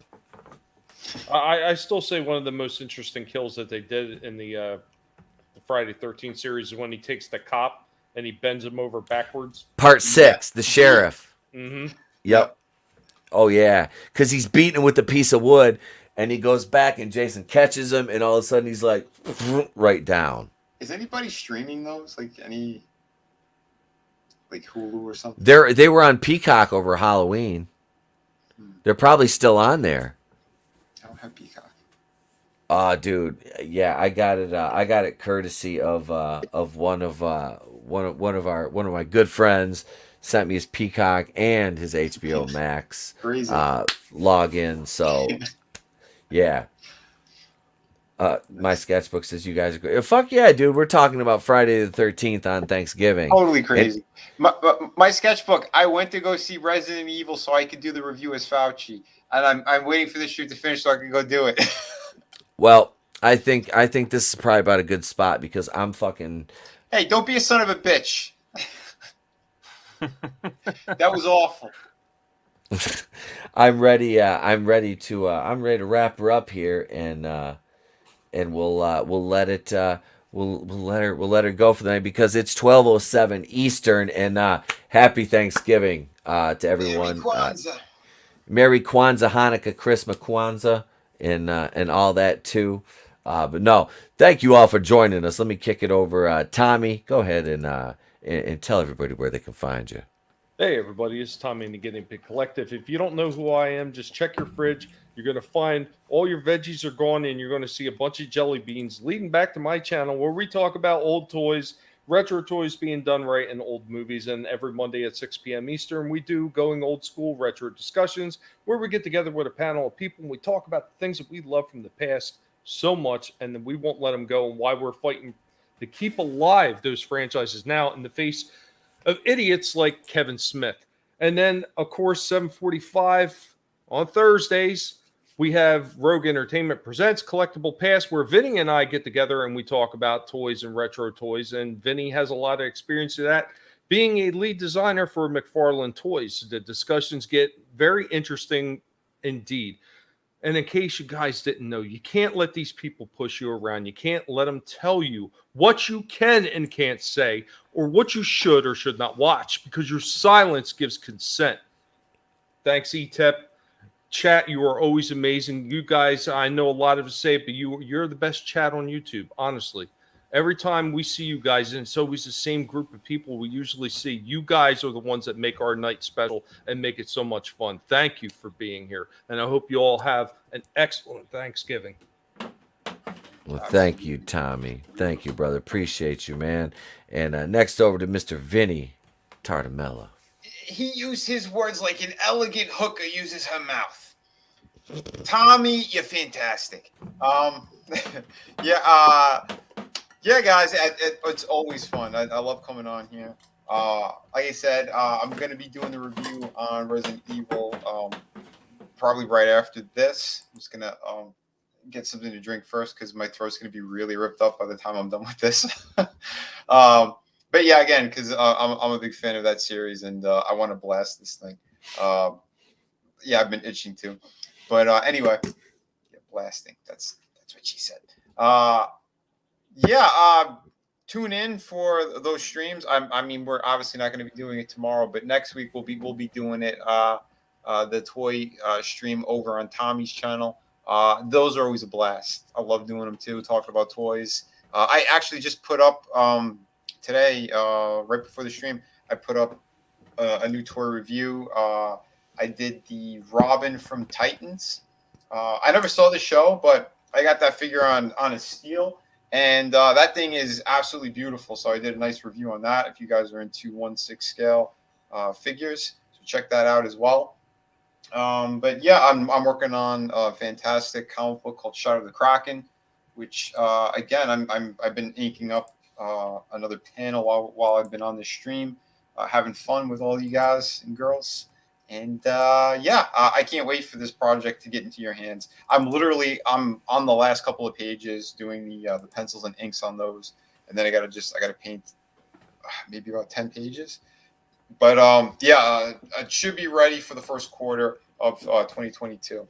So that's campaign number 6. I'm probably the most trusted creator out of everyone who's been doing crowdfunding. I've got the most projects in people's hands, or the most campaigns anyway. So yeah, I want to thank all you guys and girls. This has been awesome. And hop over to Vinnieart in a few minutes. We'll have some more fun. Thank you for being here, brother. Appreciate you, man.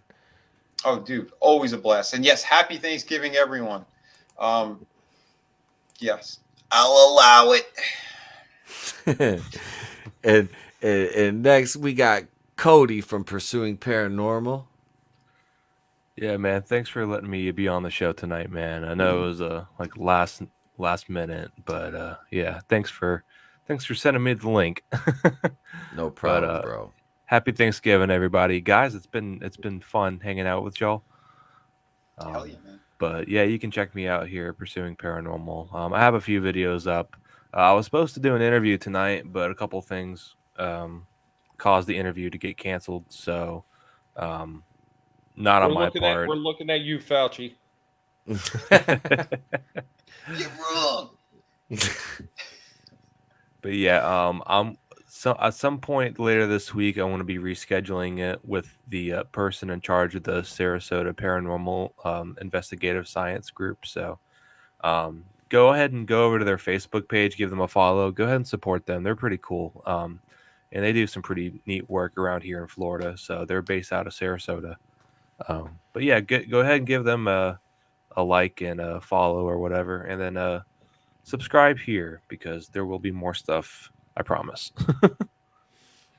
Awesome, man. Thank you for coming on, Cody. Appreciate it, brother. No problem. And I'm here with my my special guest at this time. The monstrous big fucking Meech is here. The OG of the fucking house. How much does that dude weigh, man? He's like 23 pounds. He's a pound bigger than my dog. He fucking rolled up. His big gangster ass rolled up in here and wanted to jump up and say hi. So, yeah. Hey, my Batwoman review will be out Friday night. Maybe about 6-7 o'clock Eastern. Because Thanksgiving, and I'm gonna be doing the Christmas decorating thing Friday, so I'll be working on it though. Get as much of that banged out. I'm not gonna do shit tonight. I'm gonna be honest with you. As soon as the stream's over, I'm gonna put Vinny on my headphones and go eat some chips and salsa and pass out of my fucking chair for a couple hours and get ready to go eat too much food at my mama's house tomorrow. Nice.